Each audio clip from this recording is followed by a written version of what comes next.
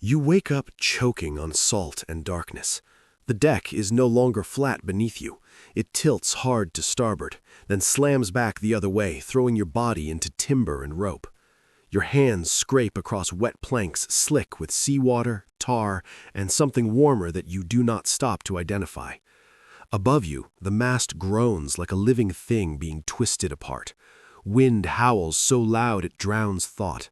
Canvas snaps and tears overhead. Somewhere close, something heavy breaks loose and smashes through wood.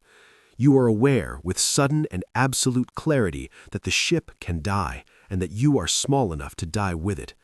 Water pours across the deck in sheets, stealing your footing, numbing your fingers.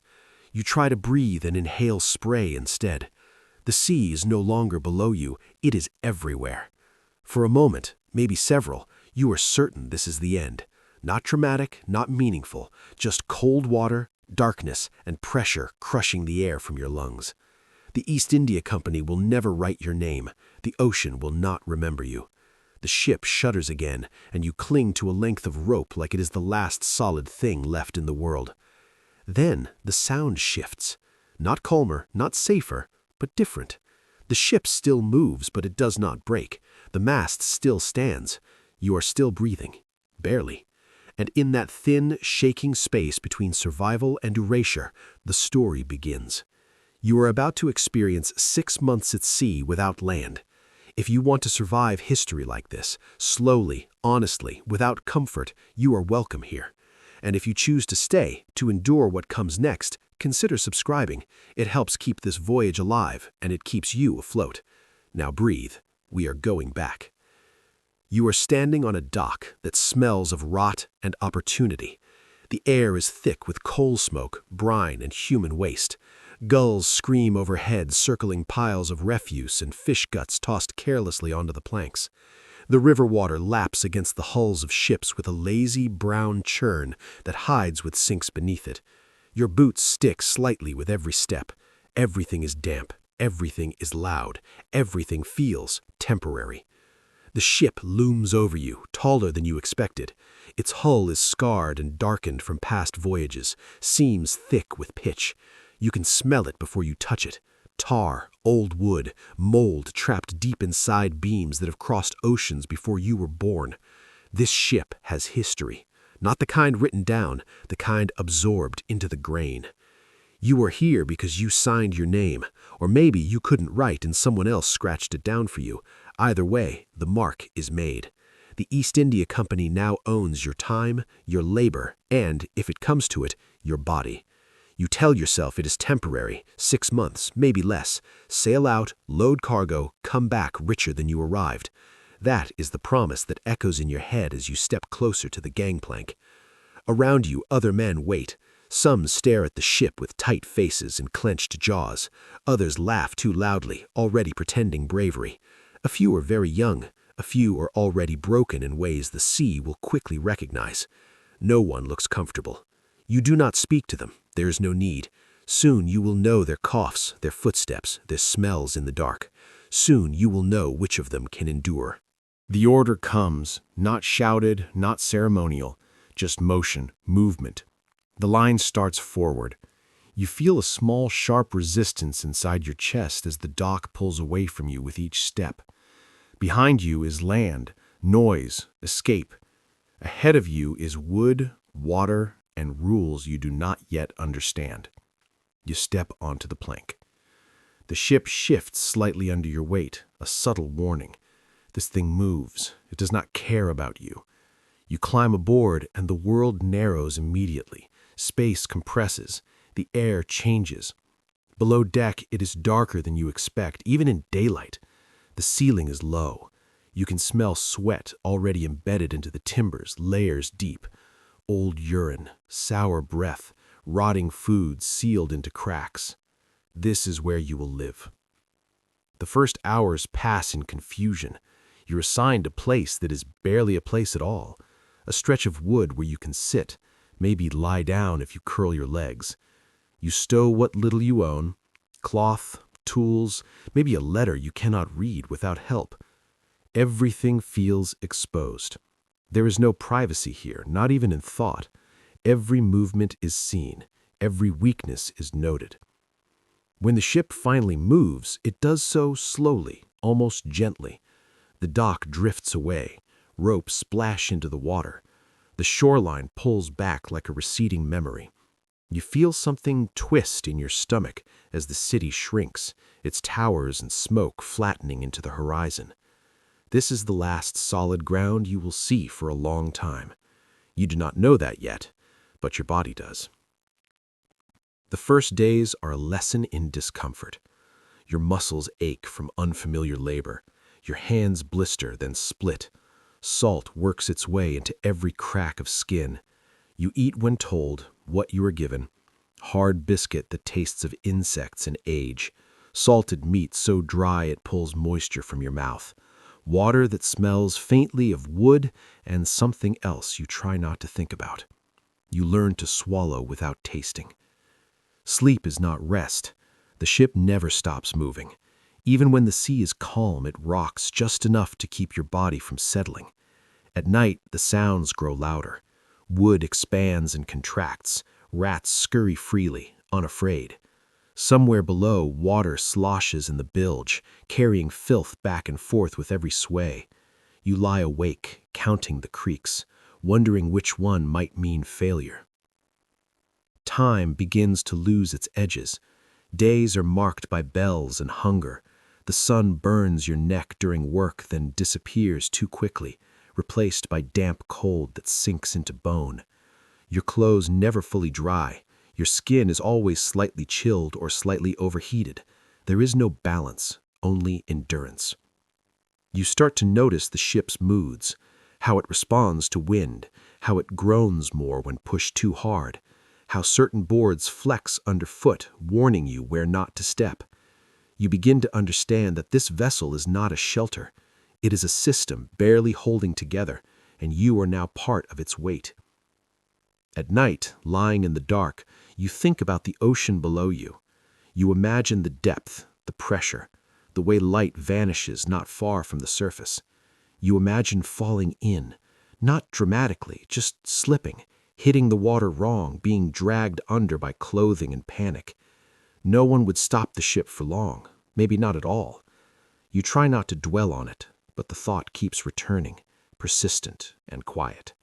There's a feeling that settles over you in those early weeks. Not fear exactly, something slower, heavier.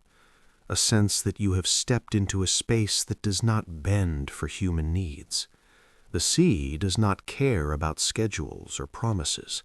The ship does not care about fairness. You are moving forward, whether you are ready or not, whether the body beside you survives or not. Sometimes, when the wind drops and the water goes glassy, the silence becomes unbearable. No land, no birds, just endless blue in every direction. You realize then how far you are from help, how small your world has become. Wood beneath you, water around you, sky above, nothing else. You do not know about the storm yet. You do not know about the hunger, the sickness, the hallucinations that will come later. But your body senses something approaching, a tightening, a warning you cannot name. Every creak of the hull feels louder. Every wave feels slightly more deliberate. You stand on deck one evening as the sun sinks low, staining the water dark red. The wind is steady. The ship moves forward. Everything looks almost peaceful, and that is when you feel it most clearly. This voyage is not going to be kind. You grip the rail and keep your eyes on the horizon, unaware that the ocean has already begun to take its measure of you. You wake before the bell. You always do now. The ship has trained your body faster than any man could. The creak of timber, the slow roll beneath you, the sour air trapped below deck, they pull you out of shallow sleep long before daylight reaches the grates overhead. Your eyes open to darkness pressed close, wood inches from your face, a knee, a shoulder, a bare foot not your own. There is no room to stretch. You lie still for a moment, listening, making sure the ship is still there. It always is. When you sit up, your head brushes the beam above you. You have learned exactly how far you can move without pain. You swing your legs down, and your boots find the deck, already damp. Everything is damp. Moisture beads on the walls. Your breath fogs faintly in the cold.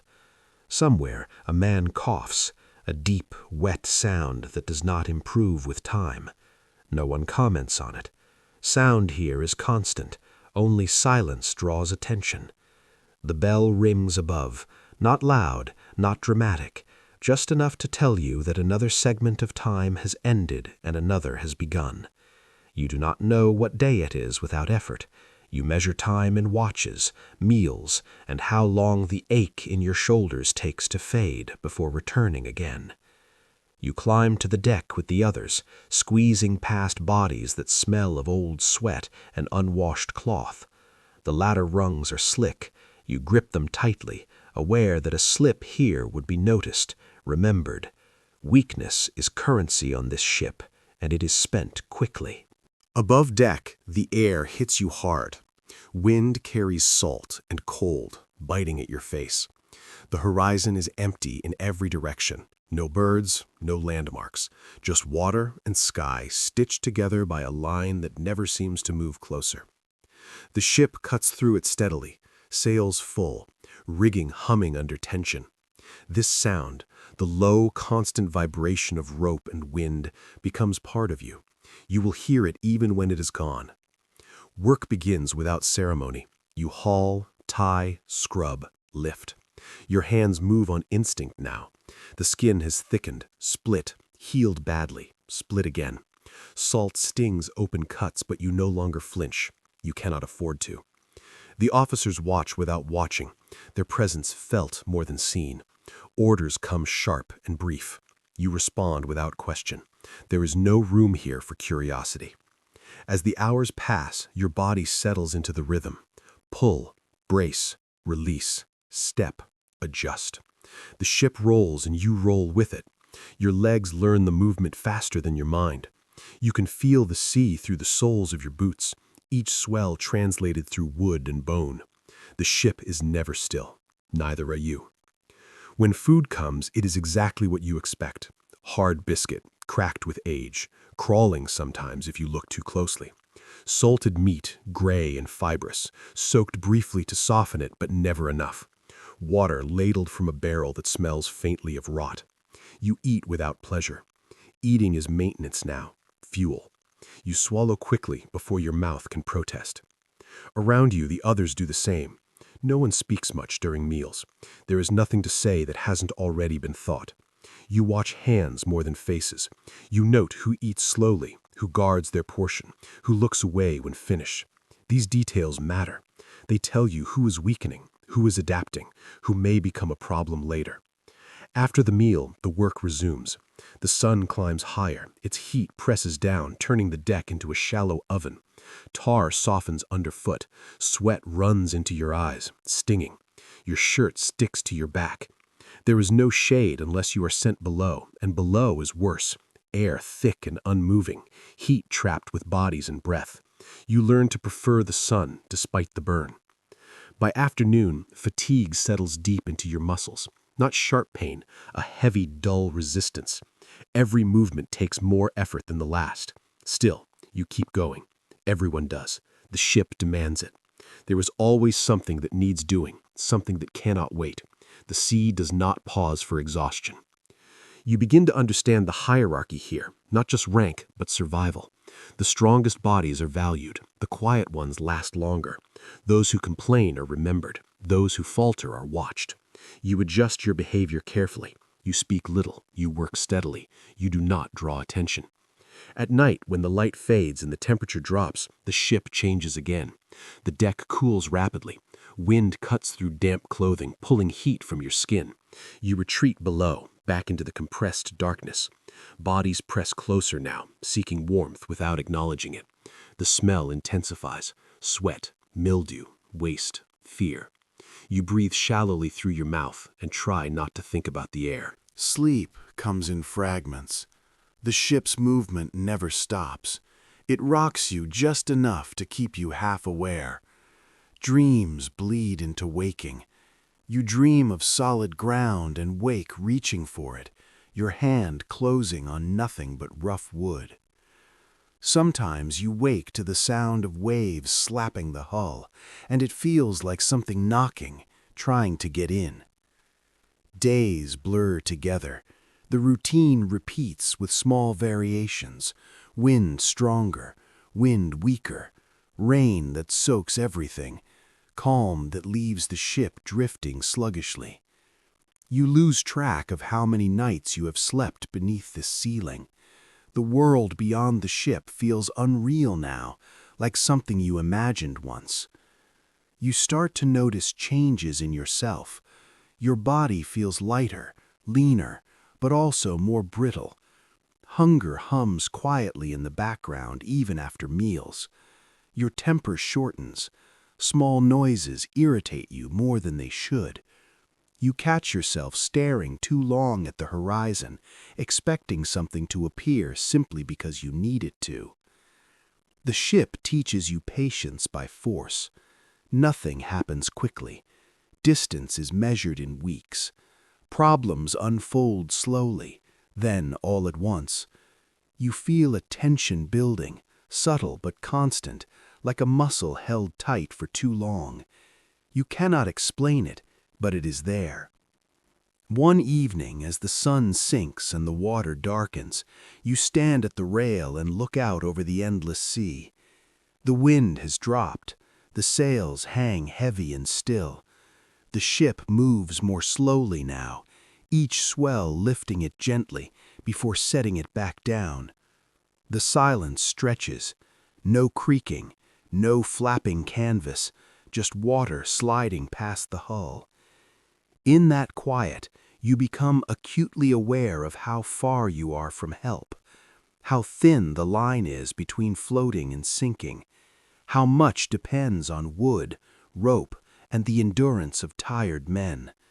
You feel very small, not insignificantly small, vulnerably small. You think of the storm you do not yet know is coming.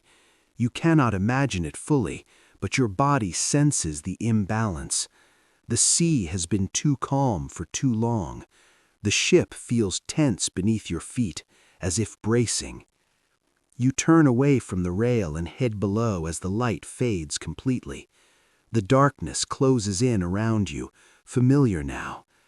You lie down in your narrow space and listen to the ship breathe. Wood creaks softly. Water shifts below. Somewhere that same man coughs again. You close your eyes knowing sleep will come whether you want it or not. Tomorrow will be the same, and the day after that, until it isn't. This is the rhythm of the wooden world now, and you are trapped inside it. You wake to a kind of wrongness you can't name at first. The ship is still moving, but it's not moving the way you've learned to expect. The roll is smaller, the push forward is softer, the usual pull of wind in the rigging, the constant tight hum that lives in your skull even when you try to sleep, has thinned out into something lazy and uncertain. You sit up in the dark and listen. The wood still creaks, but it creaks in a slower rhythm, like the ship is exhaling longer than it inhales. The air below deck is warm in a stale way, thick with damp cloth and breath, as if the ship is holding everything inside itself instead of letting it escape. When you climb up, the first thing you feel is heat. Not the clean heat of a summer day on land. This is trapped heat, pressing down from above and rising up from the tarred deck, wrapping around your ribs when you breathe. The wind is weak. The sails sag, heavy with their own weight. The sea looks smooth in a way that makes your skin prickle. Too smooth, too quiet. It's like someone laid a sheet of metal across the water and left it there. The ship moves, but barely. You can see the surface slip past the hull in slow, oily patterns, the wake dragging out behind you like a tired vein. The horizon is empty, not just empty of land, empty of life. No birds, no distant sails, no foam lines, just a hard circle of pale sky and flat water, and you in the middle of it. The sun is already high and it feels close, like it's leaning down onto the deck. You squint and the light hurts. You can't look away from it for long because there's nothing else to look at. Work still happens because it has to. Men scrub, adjust lines, check seams, tend to routine as if routine can hold the ship together. The movements are slower. Everyone saves energy without admitting it. Sweat comes easy now. It runs down your spine and into your waistband, soaks your shirt until it clings and dries and clings again. Your throat feels raw by midday. You drink when allowed, but the water is warm and tastes of barrel wood and something sour that lingers at the back of your mouth. It sits in your stomach like a stone. The quiet is the worst part. When the wind is strong, the noise fills your head and blurs the edges of thought. When it dies, you hear everything. Every footstep on plank, every rustle of cloth, the scrape of rope fibers, the low slap of water against hull that repeats and repeats until you start to feel like you're inside a drum.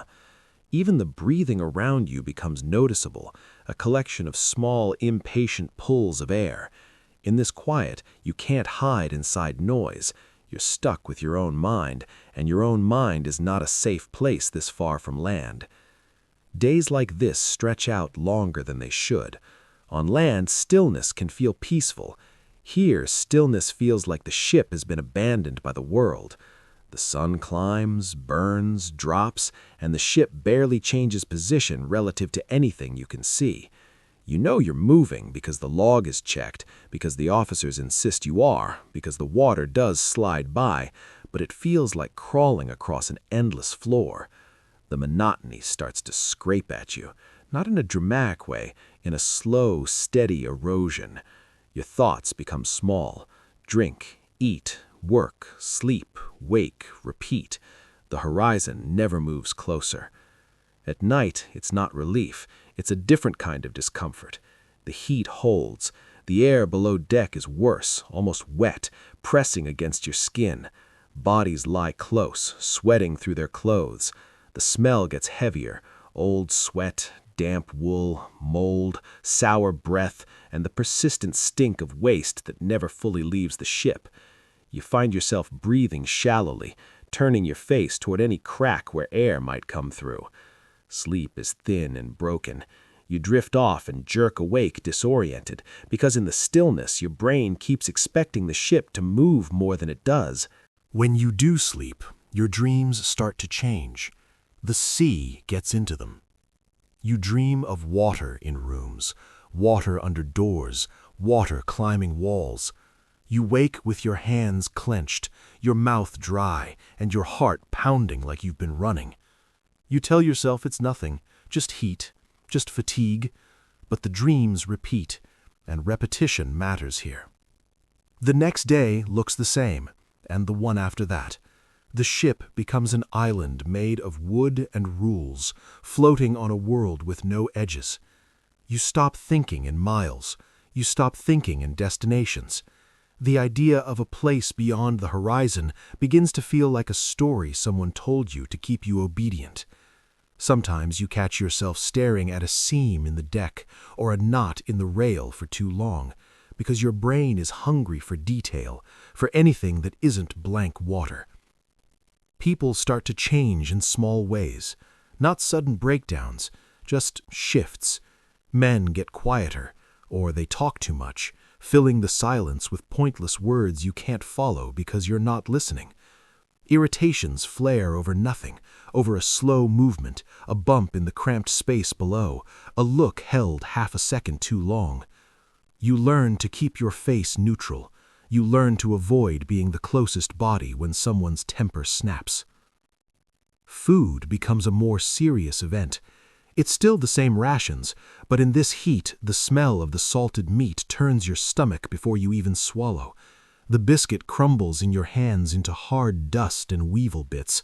You eat anyway, because hunger is worse. You watch men lick their fingers afterward, trying to capture every grain of what they were given. You feel the same urge, and you hate it. You do it anyway.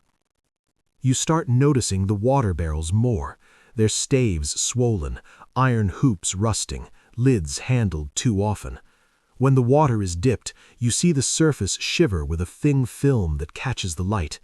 You tell yourself it's just wood residue. You tell yourself not to think about how long that water has been sitting there, warming and cooling and warming again in a closed container, fed by hands and ladles and air that shouldn't be trapped.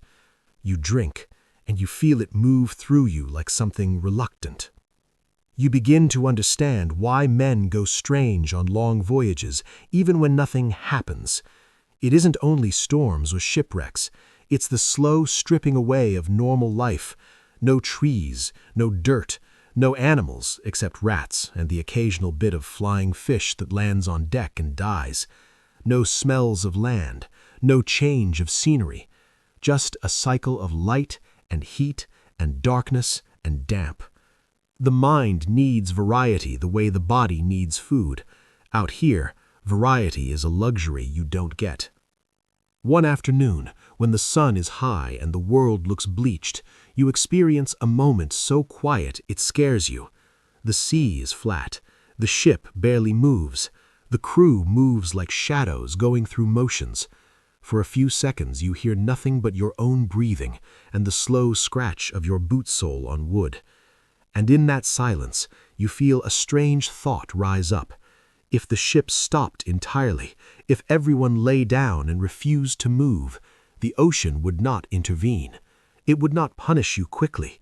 It would simply wait. Days, weeks, months, waiting until the wood softened, until the seams opened, until the ship sank by inches, waiting until the last breath on board was taken. The ocean has time like that. You don't. You catch yourself looking over the side more often, not because you want to jump, because you can't stop checking where the edge of your world is. The water is darker close to the hull. You see little bits of floating debris, splinters, scraps, sometimes a dead fish. The water looks thick in the heat, like oil. You imagine it swallowing sound. You imagine it closing over your head and the sunlight vanishing instantly, replaced by pressure and cold. You pull back from the rail without meaning to, as if the water might reach up and touch you. And then it happens. A day so bright you can't find shade, you see something on the horizon that isn't there. At first, it's just a smear, a darker line against the pale sky. Your brain grabs it fast. Land. You feel it like a physical hit in your chest, a sudden lift that makes your stomach tighten. You stare. The line holds. You blink. It's still there. The urge to call attention to it rises in your throat, sharp and desperate, but you hesitate because you know how stupid you'll look if you're wrong. You keep staring. The line shimmers. It grows, then thins. It takes the shape of cliffs, then dissolves into a wavering stain. The heat above the water is bending the light. Mirage. Your mind knows the word, but your body doesn't care. Your body wants land so badly it almost accepts the illusion as truth. Your lips part. Your breath catches. You feel something between hope and panic. A minute passes. The line breaks apart. It becomes nothing but glare and distance again. You do not feel relieved. You feel embarrassed, exposed, like your mind just revealed a weakness to the sea. You don't tell anyone what you saw. You don't even fully admit it to yourself. You go back to work, but your hands feel clumsy. Your thoughts keep sliding back to that phantom coastline. How clear it looked for a moment. How convincing. How quickly it vanished. That night, you dream of cliffs again. You dream you can smell dirt. You dream of wet grass and a cold wind that doesn't taste like salt. You lie still in the dark, listening to the ship breathe, and you realize you are becoming the kind of man who sees things, not because you're weak, because your mind is starving. The next day, the sea changes its expression without warning. Not a storm, nothing dramatic, just a subtle shift, a line of darker water off to one side, faint rippling as if something beneath the surface is moving differently. The sky looks the same, the heat is the same, but the ocean feels less passive. You can't explain it. You feel it in your gut. in the way your shoulders tense when you look outward. It's as if the calm has stopped being neutral and started being deliberate. Time drags, watches are called, tasks are done. Men sweat, drink, eat, sleep. The ship continues forward at a crawl, trapped in a wide, empty silence. And in that silence, you start to understand something that will matter later. The ocean doesn't announce when it's turning dangerous. It doesn't send warnings you can trust. It can be flat and harmless 1 hour and murderous the next.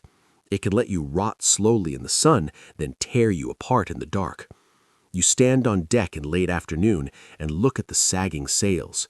You watch the rigging hang slack like tired muscles. You watch the men move with the drained patience of people who don't know what to do with waiting. The ship is alive, but it's lethargic. It feels like a body running low on blood. You take a breath and taste salt and old tar. You feel the crust of dried sweat at your collar. You feel your skin tight from sun and wind. You look at the horizon again, and you don't see land. You don't see anything, just the same empty circle. But you feel it anyway, the pressure building, subtle and steady. The sense that this quiet is not mercy, it's a pause. The kind of pause that comes right before something breaks. You go below when the light dies, sliding back into the warm, stale dark. You lie in your narrow space and stare at nothing. The ship creaks softly. Water shifts below. Somewhere nearby, a man mutters in his sleep, words swallowed by the low ceiling. You close your eyes and try to rest. Outside, the ocean holds you in place. It doesn't need to rush. And you, trapped on a moving piece of wood in the middle of a blank world, begin to understand what 6 months without land really means. It means the horizon becomes a wall. It means your mind starts inventing exits that aren't there. It means you learn, slowly, that the sea can kill you without ever raising a wave. You fall asleep listening to the ship's quiet, uneven breathing, and you do not know, yet, that the calm is already setting you up for the first real disaster. You wake to motion that doesn't match the dream you were having. For a second, you think you're still asleep because the movement feels exaggerated, wrong, like your body is being lied to. Then your head strikes the beam above you, and pain snaps you fully awake. The ship lurches hard, not the slow rolling you've learned, but a sudden, violent tilt that throws weight sideways. Bodies collide in the dark. Someone curses. Someone else gasps as the air is knocked out of them. The sound of the ship changes all at once, a deep groan tearing through the timbers like something massive being bent past its limit. You sit up too fast and nearly fall. The deck beneath you is no longer level. It angles sharply, and you have to brace a hand against the wall to stay upright. Loose objects slide across the floor, knocking into ankles, into ribs. Above you, the wind howls through gaps that weren't there yesterday. The air that rushes down into the lower deck is cold and wet, carrying the sharp smell of rain and something metallic that makes your stomach tighten. The bell rings, not cleanly, not calmly. It's chaotic, urgent, struck hard and fast. You don't need to be told what it means. You're already moving. The ladder is slick beneath your hands as you climb. The ship heaves again, and your grip slips. For a terrifying second, your body hangs in space, weightless, before you slam against the wood and catch yourself. Your heart is pounding so hard, it feels like it might tear through your chest. Someone above you shouts an order, the words shredded by wind before they fully form. When you reach the deck, the world is nothing like it was the day before. The sky is low and black, clouds stacked thick and fast-moving, churning as if they're alive. Rain lashes sideways, driven by a wind so strong it steals your breath the moment you open your mouth. The sea is no longer flat. It rises in steep, uneven walls, dark and heavy, slamming into the hull with a force you feel through your legs and spine. The ship pitches violently, bow lifting, then crashing down again. Water surges across the deck in freezing sheets, sweeping loose ropes and tools with it. You stagger, barely keeping your feet, grabbing for anything solid. The wood beneath you is slick with rain, spray, and tar, softened by heat and then shocked cold. Every step is a risk now. Every second demands attention. Orders are being shouted, but they come fragmented, torn apart by wind. You catch pieces, haul, secure, reef, but you don't need the words anymore. Your body knows what to do, even if your mind is screaming. You grab a line and pull with everything you have, muscles burning instantly as the rope fights back, thrashing under the strain of wind and canvas. Your hands slip, the rope tears skin away. You don't feel it yet. The sails are the problem. Too much surface, too much force. They strain against the masts, snapping and cracking like gunshots. The sound is sharp and terrifying, each crack a reminder that the ship is not indestructible. You glance up and see canvas tearing loose, flapping violently, each movement threatening to drag rigging and men with it into the air. The ship leans hard to one side, so far that the rail dips dangerously close to the water. For a moment you are certain it won't come back. You imagine the angle continuing, imagine the sea pouring in, imagine the sudden absolute chaos of inversion. You dig your boots into the deck and cling to the rope with numb fingers, teeth clenched so hard your jaw aches. Water crashes over the side and slams into you, icy and heavy, knocking the air from your lungs. You cough, choke, suck in breath mixed with salt and rain. Your clothes are soaked through instantly, weight dragging at your limbs. The cold bites deep, shocking your muscles, making them slow and clumsy just when you need them most. Somewhere nearby, a man loses his footing. You hear the sound before you see it, a sharp, hollow thud as his body strikes wood, followed by a brief, strangled cry that cuts off too suddenly. You don't look. You can't afford to.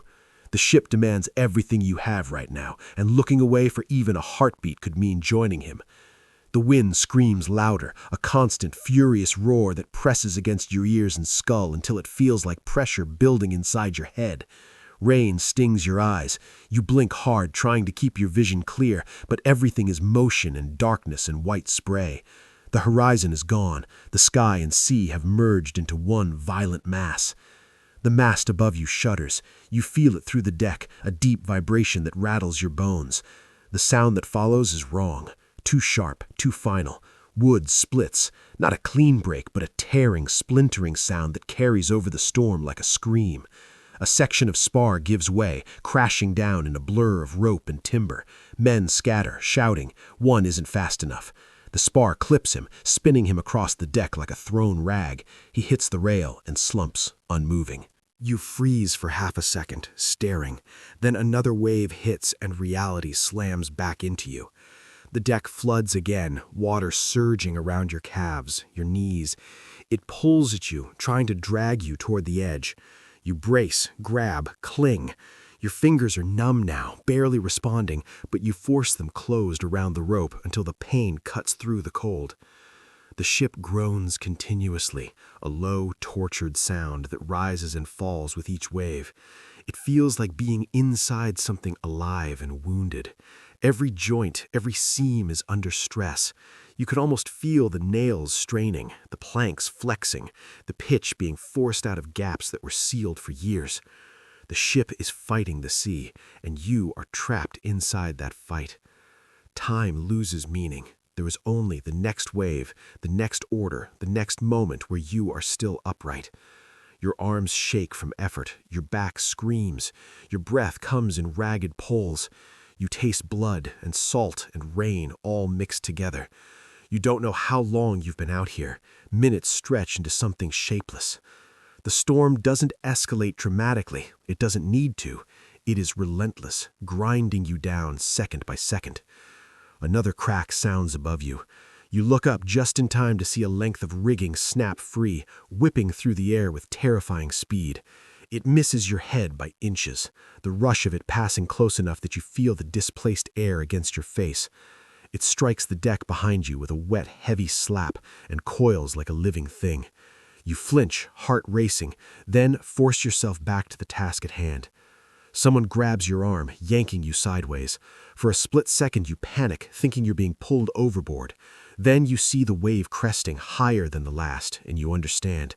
The water crashes where you were standing, smashing into the deck with enough force to rattle your teeth. You stumble, regain your footing, nod once in thanks without speaking. There's no time for anything else. The storm peaks not with a single dramatic moment, but with accumulation. Damage layered on damage, fatigue on fatigue. A sail finally tears loose completely, shredding itself into useless strips that snap and flutter wildly. The ship lurches again, lighter now on one side, then corrects awkwardly. The balance feels off, wrong. The deck lists at a subtle but constant angle that wasn't there before. Gradually, so gradually you almost don't trust it, the wind begins to ease. Not calm, not safe, just less furious. The waves are still massive, still dangerous, but their timing changes. There are brief gaps between impacts now, enough to breathe, enough to notice how badly you're shaking. Orders come again, slower this time, hoarse from being shouted raw. You help secure what's left. You drag torn canvas out of the way. You step around bodies, some moving, some not. You don't stop to check. Someone else will, or they won't. When you finally retreat below deck, your legs feel like they don't belong to you anymore. Every muscle trembles with delayed pain. Your hands are swollen and torn, skin peeled back in places you don't remember injuring. Blood has mixed with rain and salt, dried dark along your fingers. You sit heavily, chest heaving, and only then realize how cold you are. The storm stole your heat and left nothing behind. The sounds above are different now. Less screaming wind, more heavy water, the dull thud of waves hitting a wounded hull. The ship still moves, but it feels altered, like a man after a serious injury, upright, breathing, but changed. You listen to the creaks carefully. Some are familiar, some are new. Men around you slump in silence. A few whisper prayers under their breath. Others stare into nothing, eyes unfocused. The man who was thrown by the spar is carried down and laid out. He doesn't move. Someone covers his face without ceremony. There is no space for grief yet. As the hours pass, exhaustion settles in like a weight you can't shake. The adrenaline fades, leaving behind shaking limbs and a deep, hollow ache. You replay moments in your head without meaning to. The rope slipping, the spar falling, the wave that almost took you. You realize how close it was, how thin the margin, how easily the story could have ended there, unremarked. The storm does not sink the ship, not today, but it takes its payment anyway. Damage you can see, damage you can't. The cargo shifted, seams strained, supplies soaked, men injured, confidence cracked. The calm of the previous days feels obscene now, like a lie told to soften the blow. When you finally lie down, still damp, still shivering, sleep doesn't come easily. Every groan of wood jolts you awake. Every shift of the hull makes your heart spike. You understand something new now, something that will not leave you. The ocean does not need to overwhelm you all at once. It can test you, measure you, hurt you without killing you. And you are still only at the beginning. Above you, the wounded ship presses on into the dark, carrying you farther from land with every unsteady mile. You wake to hunger before you wake to light. It sits low in your gut, not sharp yet, just insistent, a hollow pressure that reminds you the storm took more than rigging and sleep.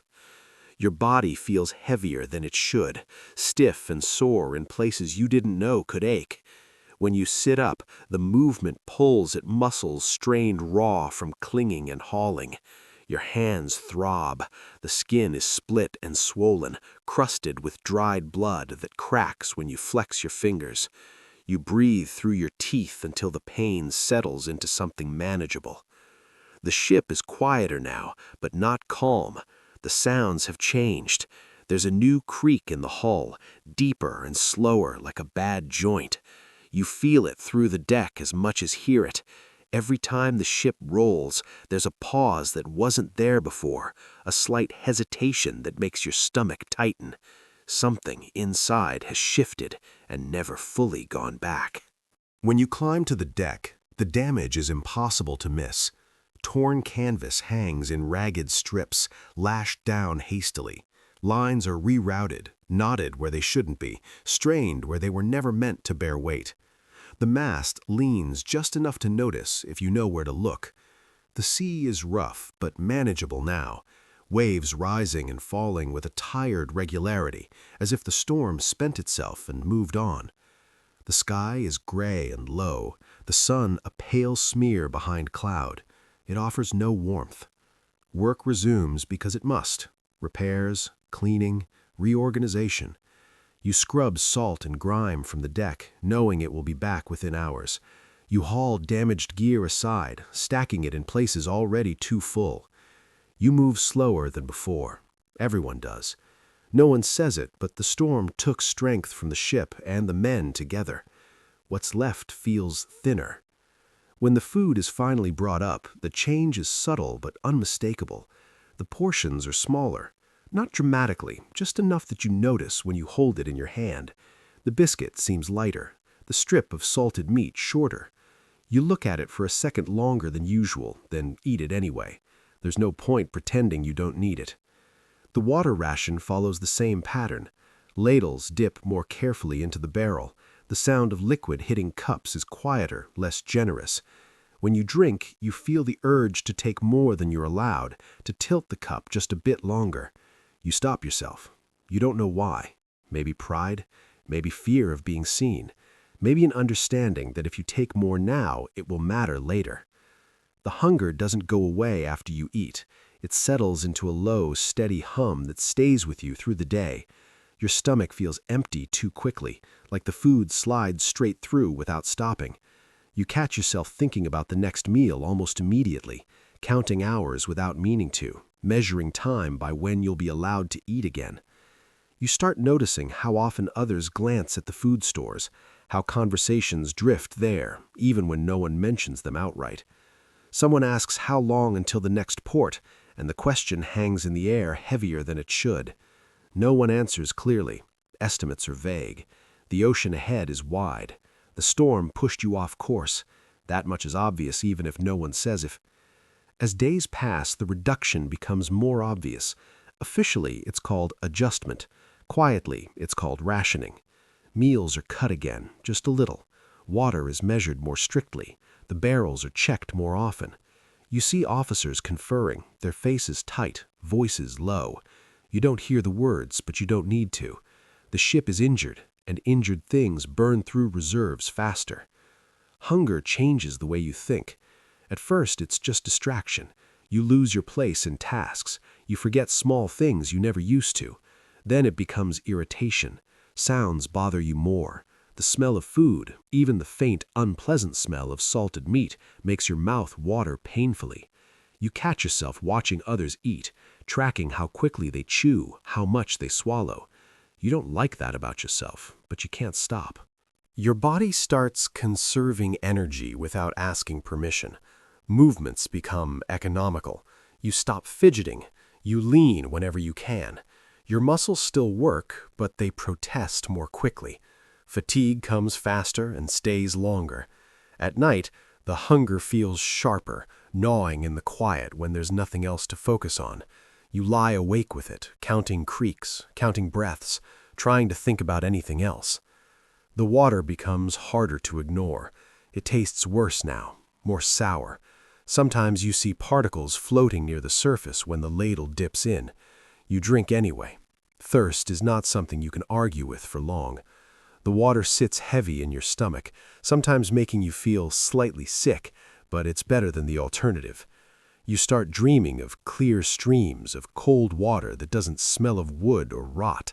You wake with your mouth dry and your tongue thick. One man starts hoarding crumbs. You notice because you've started noticing everything. He palms bits of biscuit and slips them into his pocket. No one confronts him at first. There's an unspoken agreement to pretend not to see. But the tension grows. Eyes follow him. Whispers start. Hunger sharpens resentment faster than fear ever could. Another man grows weak quickly. His face looks thinner by the day, skin pulled tight over bone. He works slower, breath coming harder. When he coughs, it sounds worse than before, deep and rattling. You watch him closely, not out of kindness, but because the ship has taught you to recognize failure early. When he finally stumbles and goes down, there's a pause. Then someone else steps into his place. The work doesn't stop. The body is removed quietly later. There's no ceremony, no speech, just weight lifted, wrapped, and carried away. You stand nearby and feel nothing at first. Then you feel a brief, sharp relief that it wasn't you. That feeling unsettles you more than grief would have. Rations are adjusted again after that. You don't need to be told why. Days blur into a pattern of hunger, labor, and waiting. The ocean remains indifferent. Sometimes it's rough enough to demand attention. Sometimes it smooths out into long, rolling swells that make the ship feel like it's breathing heavily. Either way, it offers nothing. No birds, no land, just water and sky and the slow math of supplies. You start measuring people differently now, not by friendliness or skill, but by resilience. Who still works steadily? Who conserves energy? Who looks at food with desperation instead of calculation?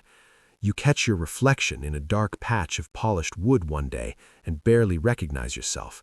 Your face looks sharper. Your eyes look older. There's a tightness around your mouth that wasn't there before. At night, hunger makes your dreams vivid and cruel.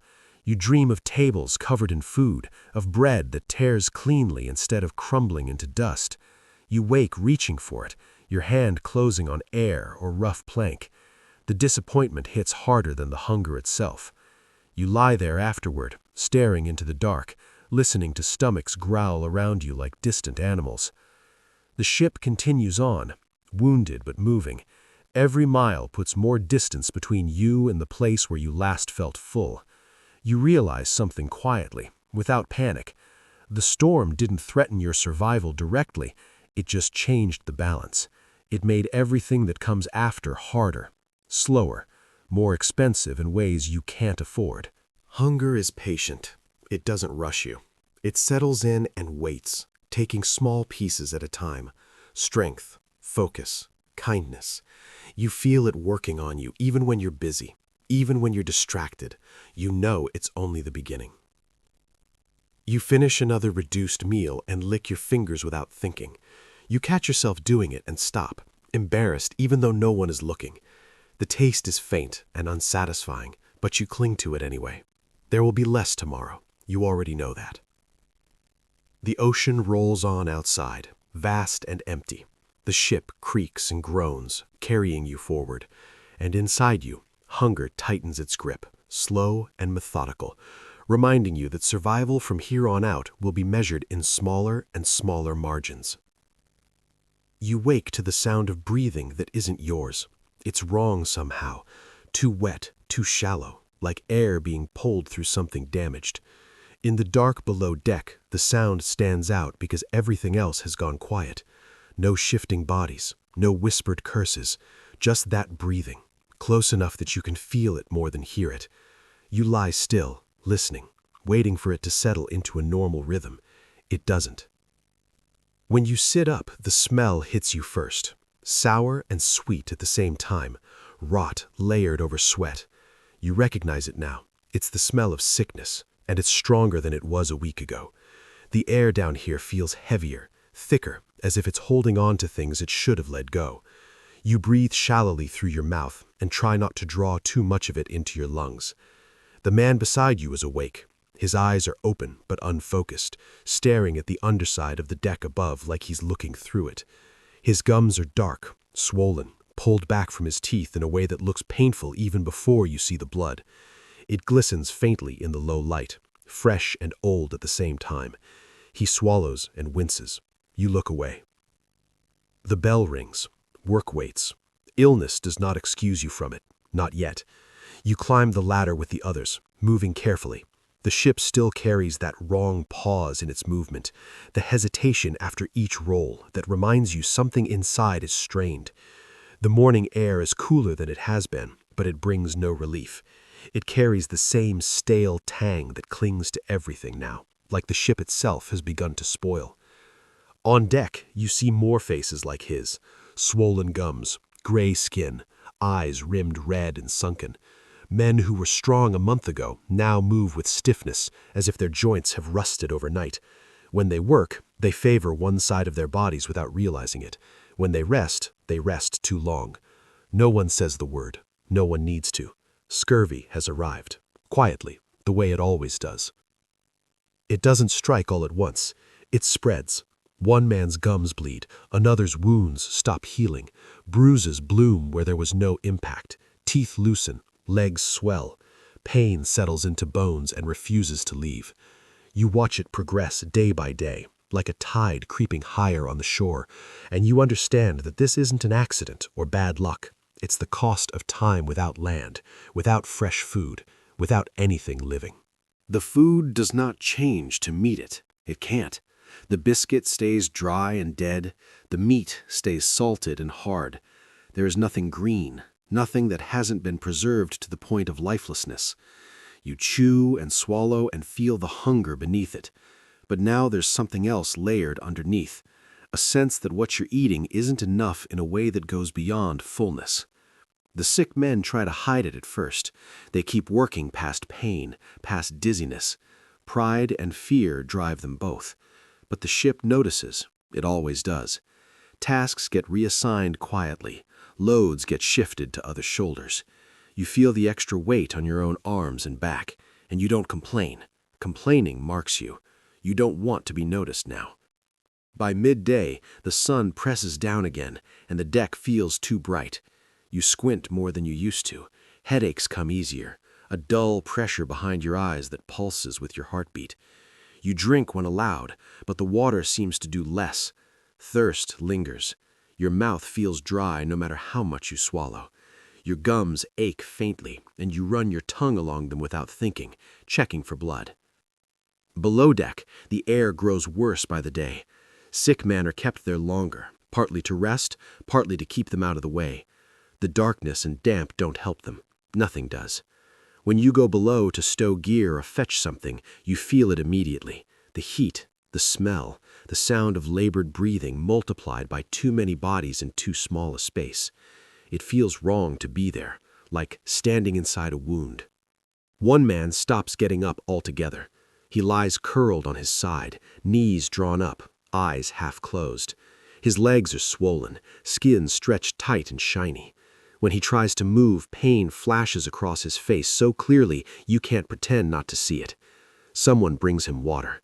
He drinks with shaking hands. It spills down his chin, pink-tinged from his gums. No one wipes it away.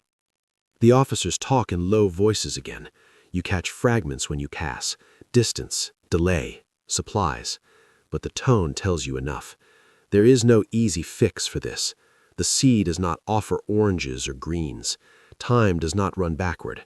Every day out here is another day the sickness tightens its hold.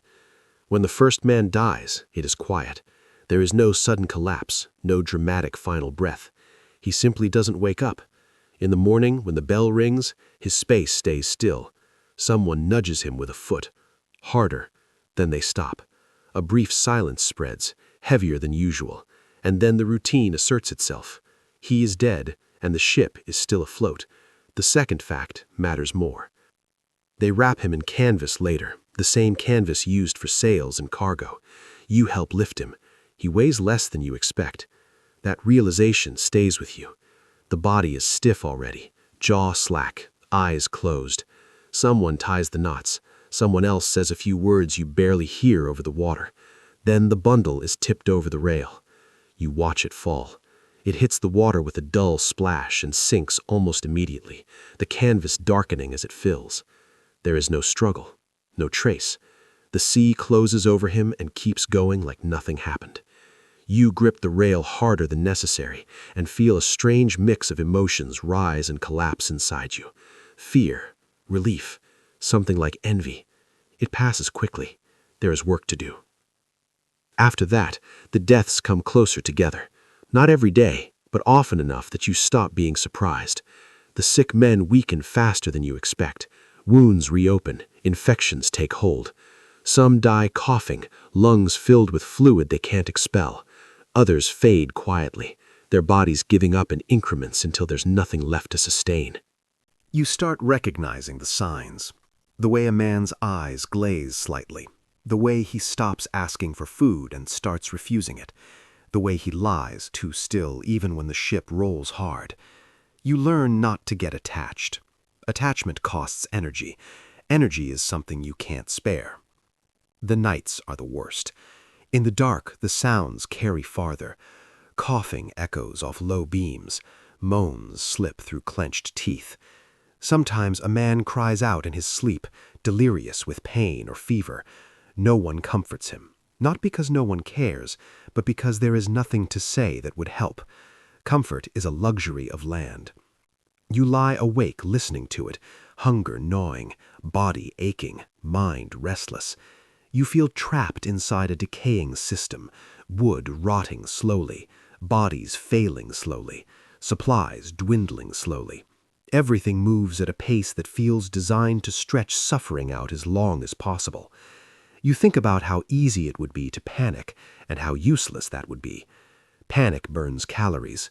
Panic attracts attention. You swallow it down and breathe carefully. One morning, you wake with blood on your tongue. Just a trace. You spit discreetly and inspect it in the dim light. Pink. You rub your gums with a finger. They're tender, swollen just enough to notice. Fear flares sharp and hot in your chest. You clamp down on it immediately. Fear doesn't change outcomes. You rinse your mouth with water when you can and don't mention it to anyone. The ship smells different now. Death leaves a residue. Even after bodies are removed, something lingers, a heaviness in the air, a sense that the space has been used up by suffering. Rats seem bolder, darting through shadows without waiting for darkness. Flies appear where you don't remember seeing them before, clustering near the sick. You swat them away and feel a surge of anger that surprises you with its intensity. Another body goes over the side, then another.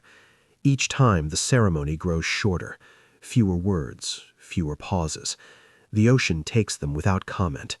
You start to understand that burial at sea isn't about honor, it's about necessity. There is no room for the dead here. The living barely fit. You watch the crew thin out and realize the work doesn't lessen with fewer hands. It concentrates. You take on tasks that once belonged to men who are gone. Your shoulders burn. Your legs ache constantly.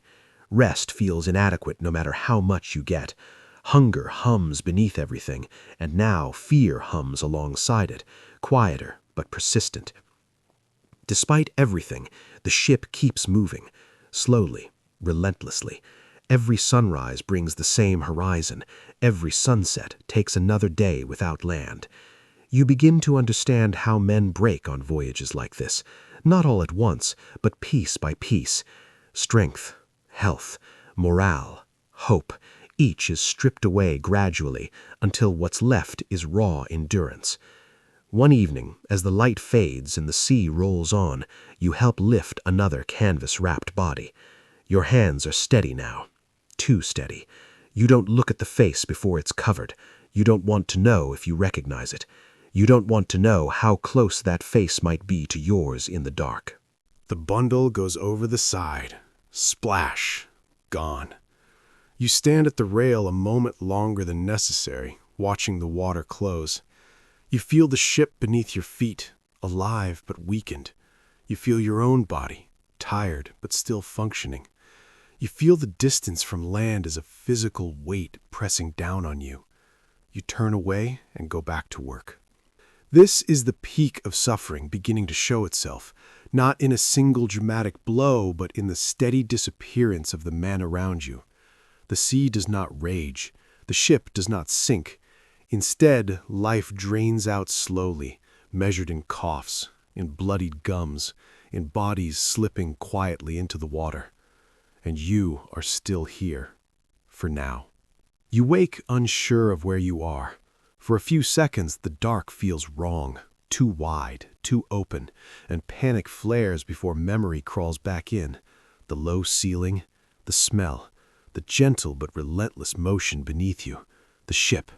You exhale slowly, forcing your breath to steady, but something has changed. Your head feels light, almost hollow, like it's filled with warm air instead of thought. When you sit up, the movement sends a faint shimmer through your vision, the edges of the world softening and then snapping back into place. Hunger is still there, but it's different now, less sharp, more distant, as if your body has stopped arguing and accepted the terms. That frightens you more than the gnawing ever did. You swing your legs down and feel the brief wave of dizziness. It passes if you stay still. You've learned that trick. You learn many tricks like that now. How to rise slowly, how to breathe shallowly, how to ignore certain signals your body sends because responding to all of them would leave you useless. Below deck, the air feels thicker than usual. Or maybe it's always been this thick and you're only just noticing. The smell of sickness is everywhere now, not confined to one corner or one body. It is soaked into the wood, into the fabric of clothes, into your own hair and skin. When you inhale, it feels like breathing through cloth. You climb toward the ladder, and for a moment it seems longer than it should be, the rungs stretching upward in a way that makes your stomach lurch. You blink hard, grip tighter, and the illusion collapses back into something manageable. On deck, the light is harsh and flat. The sky is pale, almost white, and the sea reflects it back up at you until there's no contrast anywhere. Everything looks washed out, drained of depth. You squint, and your head throbs faintly in response. The wind is light but constant, just enough to keep the sails moving and the rigging whispering. That whisper crawls under your skin. It sounds almost like voices if you don't pay attention too closely. Work begins, as it always does. Your hands move, but there's a slight delay between thought and action now, like your body is receiving instructions through water. You fumble a knot you've tied 100 times before and feel a flash of irritation disproportionate to the mistake. You redo it carefully, jaw tight. You don't want anyone watching you too closely. The others look wrong too, not just thin or sick, blurred somehow. Faces seem to shift when you're not looking straight at them. A man you know well appears unfamiliar for a split second, his features rearranged just enough to make your heart jump. When you focus, he snaps back into place. You tell yourself it's the light, the glare off the water, fatigue, anything but what it might actually be. By midday, the heat presses down again, and the deck shimmers faintly. You stare out at the horizon while hauling a line and see movement where there shouldn't be any. A dark shape slides just beneath the surface of the water, long and deliberate. Your breath catches. You lean closer to the rail, squinting, scanning the waves for confirmation. There's nothing there, just swell and reflection. You straighten slowly, aware of how fast your heart is beating. The mirages come more often now.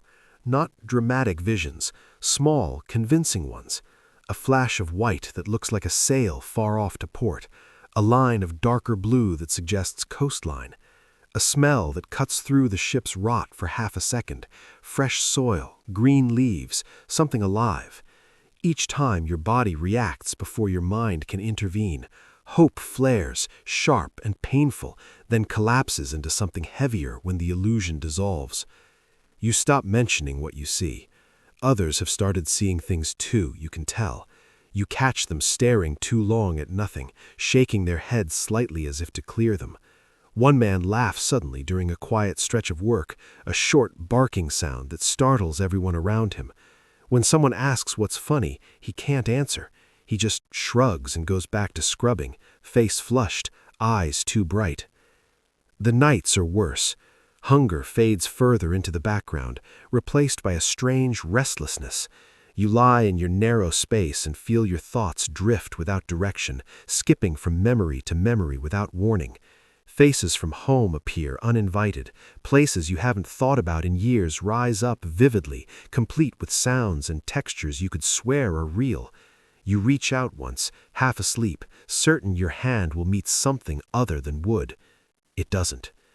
Sometimes you hear your name, not shouted, just spoken, softly, close to your ear. You jolt awake every time, heart racing, scanning the darkness. No one is looking at you. No one is awake. The breathing around you continues, shallow and uneven. You tell yourself it's just your mind filling the silence. You tell yourself it doesn't mean anything. During the day, your sense of time begins to warp. Watches feel longer or shorter without explanation. A task you're sure took an hour turns out to have taken minutes. Other times you feel like you've been hauling the same rope for half a day, only to find the sun barely moved. You stop trusting your internal clock and rely entirely on bells and orders. When those are delayed or confused, unease spreads through you faster than fear ever did. Food tastes even less like food now. Texture without substance. You chew mechanically, barely registering the act. Sometimes you forget you're eating until your portion is gone and your hand is empty. Other times you chew too slowly, distracted by a thought that slips away when you try to examine it. You start finding crumbs in your clothes without remembering how they got there. The sea feels closer than before, not physically, emotionally. You find yourself talking to it in your head, not in words, but in impressions. It feels present, aware. You know that's not rational, but the thought settles in anyway, comfortable and unsettling at the same time.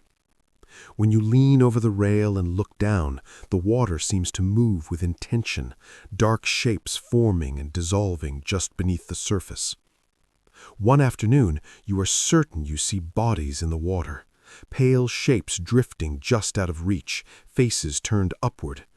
Your stomach drops, and you grip the rail hard enough to make your hands ache. You blink, shake your head, look again. The shapes are gone. Just light and shadow playing tricks. You pull back, heart hammering, and force yourself to focus on the deck beneath your feet. You start to understand how men lose themselves at sea without ever going overboard. The isolation strips away reference points one by one.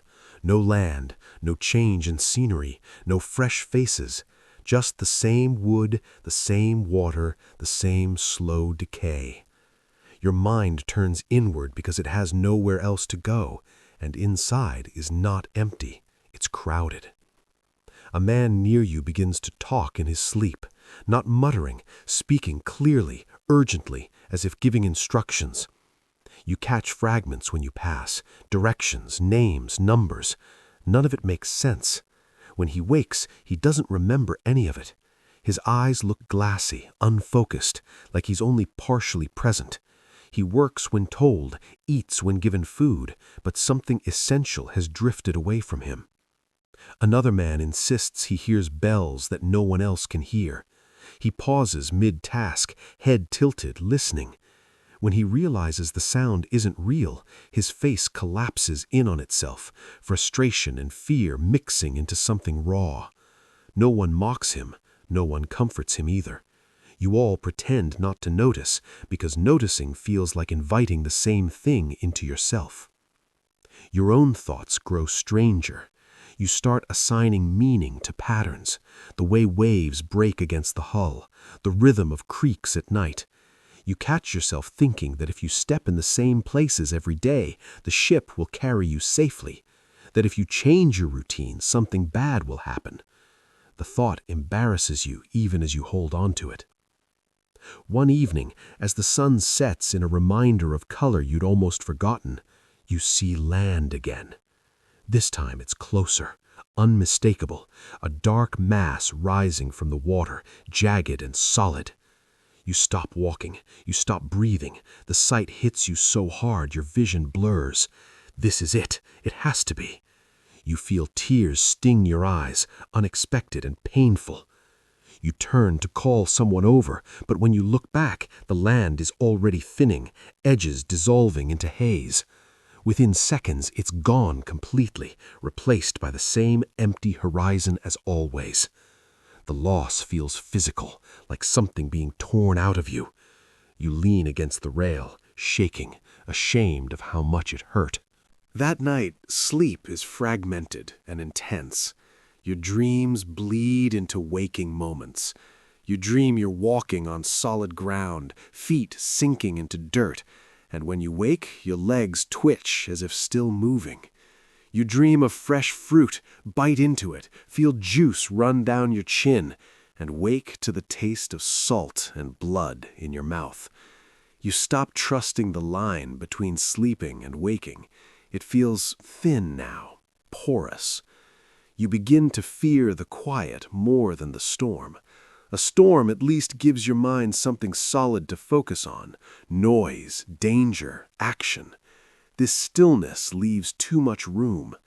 You understand now why some men start talking to themselves, why others withdraw completely. The ship is full of ghosts that haven't died yet. One morning, you wake convinced someone has been standing over you. The feeling is so strong you sit up instantly, heart racing, eyes scanning the darkness. There is no one there. The space is exactly as it always is. Still, the sense of being watched lingers, crawling along your spine. You don't lie back down for a long time. You start anchoring yourself to physical sensations to stay present. The roughness of rope against your palms, the ache in your shoulders, the bite of wind on your face. You focus on these things deliberately, because when you don't, your thoughts drift into places you can't control.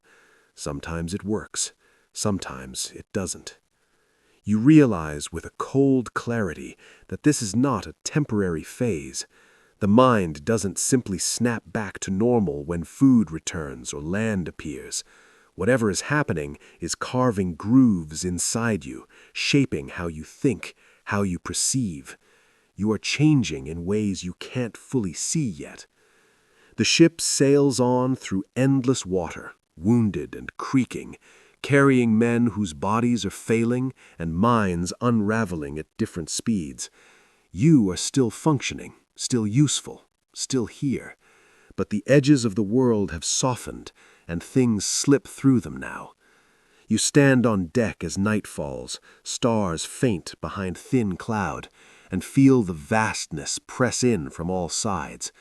The sea is dark and quiet, deceptively calm. You feel very small, very exposed, and very aware that your greatest enemy now is not hunger or sickness or storms. It's your own mind, slowly learning how to survive in a place it was never meant to be. And it is far from finished with you. You wake already exhausted, not the kind of tired that sleep can fix, but the deep, settled fatigue that feels like it's soaked into your bones. Your body moves before your mind catches up, going through the motions you no longer question. Sit up slowly, breathe, wait for the dizziness to pass, stand, grip the beam, count to 5. Only then do you move. The air below deck feels thinner than it used to, or maybe your lungs are weaker. Each breath feels incomplete, like it stops short of where it's supposed to go. You notice the smell of rot more sharply now, layered with something metallic and sweet that turns your stomach. When you climb toward the ladder, the darkness seems to stretch, pulling at the edges of your vision. You don't fight it. Fighting makes it worse. On deck, the sky is dull and colorless. The sea rolls in slow, heavy swells that feel deliberate, like the ocean is pacing itself. The wind is steady but weak, enough to move the sails, not enough to bring relief. The ship creaks with every motion, a tired sound, as if it resents being forced forward. You feel the same resentment in your own muscles. There are fewer men on deck now. You don't need to count to know that. The gaps are obvious. Spaces where bodies used to move, where voices used to sound. The ship feels larger and emptier at the same time. Work still needs doing, and the same amount of labor is divided among fewer hands. You take up slack without being asked. Everyone does. There's an unspoken understanding that anyone who can still move must. You work beside him today, the man you've known the longest on this ship. You don't remember when you first spoke or what about. It doesn't matter. You remember shared glances during storms, exchanged looks during meals when rations shrank again, the quiet understanding that neither of you needed to say much. He has been a constant, always nearby, always moving, always enduring. He looks wrong now. It's subtle at first, a stiffness in the way he bends, a hesitation before lifting something that used to be easy for him. His face looks thinner than it should, skin drawn tight, eyes sunken deep enough to cast shadows even in daylight. His gums bleed openly when he swallows. He wipes his mouth without comment and keeps working. You want to tell him to slow down.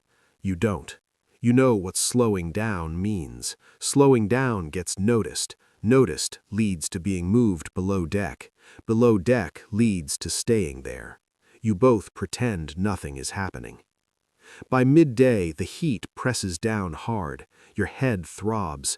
The light off the water feels aggressive, as if it's pushing its way into your skull. You haul a line and feel your arms shake halfway through the pull. You adjust your stance and keep going. You don't look at your hands. You don't need to see them to know they're worse than they were yesterday. When food comes, it barely registers. You eat because your hands bring it to your mouth automatically. The biscuit crumbles. The meat resists your teeth. You chew until your jaw aches, swallow, and feel nothing change.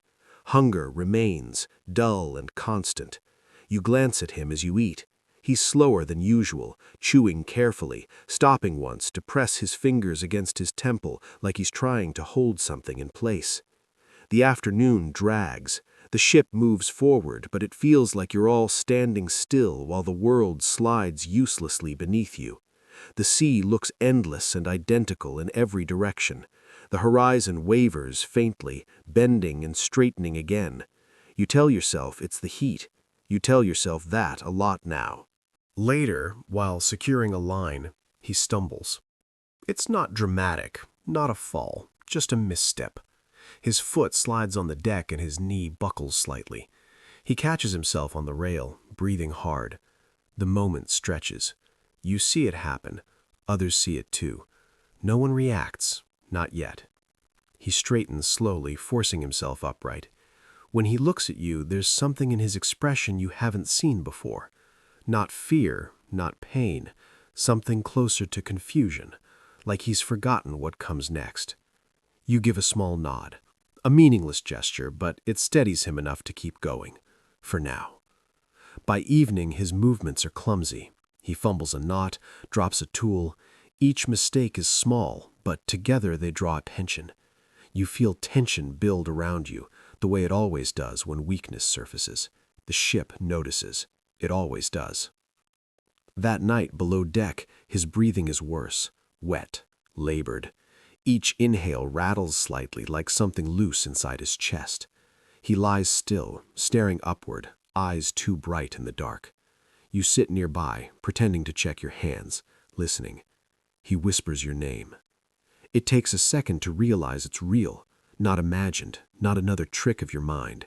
He says it again, softer. You lean closer, heart pounding. You expect him to say something important, something final. Instead, he asks where he is. The question hits you harder than any storm. You tell him, the ship, the sea. You keep it simple. He listens, nodding faintly, but you can tell it doesn't fully land. His eyes drift. He swallows and winces. He asks how long you've been sailing. You don't know how to answer. Time has lost its shape. You give an estimate. Weeks, months. It sounds unreal even to you. He exhales slowly, like the information weighs too much. Sleep comes poorly. You wake often, checking his breathing. At some point, you realize it's slowed too much. You sit up fully, listening. There are pauses now between breaths that stretch longer than they should. You consider waking someone. You don't. You already know what they'll say. In the morning, he can't stand. 2 men help him up, arms under his shoulders. His legs don't cooperate. They tremble, then give out entirely. He sags between them, head lolling. His eyes are half closed. Someone calls for the officer. The sound of it carries across the deck, sharp and final. They move him below, away from the work, away from the deck, away from you. You watch until the hatch closes, then force yourself to look away. The ship rolls on. Work continues. It always does. Below deck, he fades quickly, too quickly. You're sent down later to fetch something and see him lying on a spare patch of deck, wrapped in blankets that do nothing to help. His face is gray now, his lips cracked and pale. His chest rises shallowly, unevenly. When he sees you, his eyes sharpen briefly. He smiles. The expression is wrong, too wide, too forced. It doesn't reach his eyes. He tries to speak and coughs instead, the sound tearing out of him, wet and painful. You kneel beside him, not knowing what else to do. You hold his wrist. His skin feels loose over bone. His pulse is weak, fluttering like it might stop if you press too hard. He says something you can't hear. You lean closer. He tries again, voice barely more than breath. He says he dreamed of land. He says it felt solid. He asks if you think it will be soon. You lie. You tell him yes. You tell him you're sure. You tell him to rest. The words come easily, practiced. You've heard others say the same things before. You've believed them before. He closes his eyes, the tension in his face easing slightly. You leave before he falls asleep, or before something else happens. You're not sure which. That afternoon, the ocean is calm in a way that feels obscene. The sun glints off the water. The ship moves steadily. Everything looks almost peaceful. You hate it for that. You feel a tightness in your chest that has nothing to do with hunger or illness. When the call comes, it's quiet. He's gone. There is no rush, no alarm, just the word passed along with the same tone used for broken equipment or spoiled supplies. You stand still for a moment, staring at nothing, and feel something inside you fold in on itself. Not grief exactly, something flatter, heavier. They wrap him in canvas before sunset. You help again. His body is lighter now than it was alive. That realization hits you harder this time. You avoid looking at his face, but you know it anyway. You know the lines of it. You know the way his brow furrows even in death. Someone says a few words. You don't hear them. The ocean waits. When they tip him over the rail, you watch until the canvas disappears beneath the surface. You expect to feel something dramatic, a release, a breaking point. You don't. The water closes, and that's it. The sea doesn't pause. The ship doesn't slow. You step back and feel strangely unmoored, like something essential has been removed and nothing replaced it. You realize he was anchoring you in ways you didn't notice until now, a familiar presence, a shared understanding. Without him, the ship feels even emptier. That night, you dream of him standing on deck, healthy and whole. He's smiling, pointing toward the horizon. When you turn to look, there's nothing there. When you turn back, he's gone. You wake with your heart racing and your mouth tasting of salt and blood. The days that follow blur together. Work, hunger, the slow decay of bodies and minds. But something in you has shifted. His death doesn't fade like the others. It stays close, pressing against you in quiet moments. You catch yourself looking for him without thinking. You catch yourself wanting to tell him things, small observations, shared discomforts, before remembering. The hallucinations worsen after that. You hear his footsteps behind you when no one is there. You feel a presence beside you at night, familiar and comforting, until you turn and see only darkness. Part of you welcomes it. Another part is afraid of how easily you accept it. You realize you are no longer just enduring. You are unraveling, slowly, carefully, one thread at a time. The ship sails on. Fewer men, fewer voices, less strength, more silence. You are still alive, still working, still breathing. But someone you needed is gone, and the ocean, indifferent as ever, has taken another piece of you without even noticing. You wake with the certainty that something is ending, not ending cleanly, not with closure or relief, ending the way things do out here, by thinning until they tear. Your body feels lighter than it should, as if some of its weight has already been claimed. When you sit up, there's no rush of dizziness this time, just a dull emptiness, like your balance has learned to fail quietly.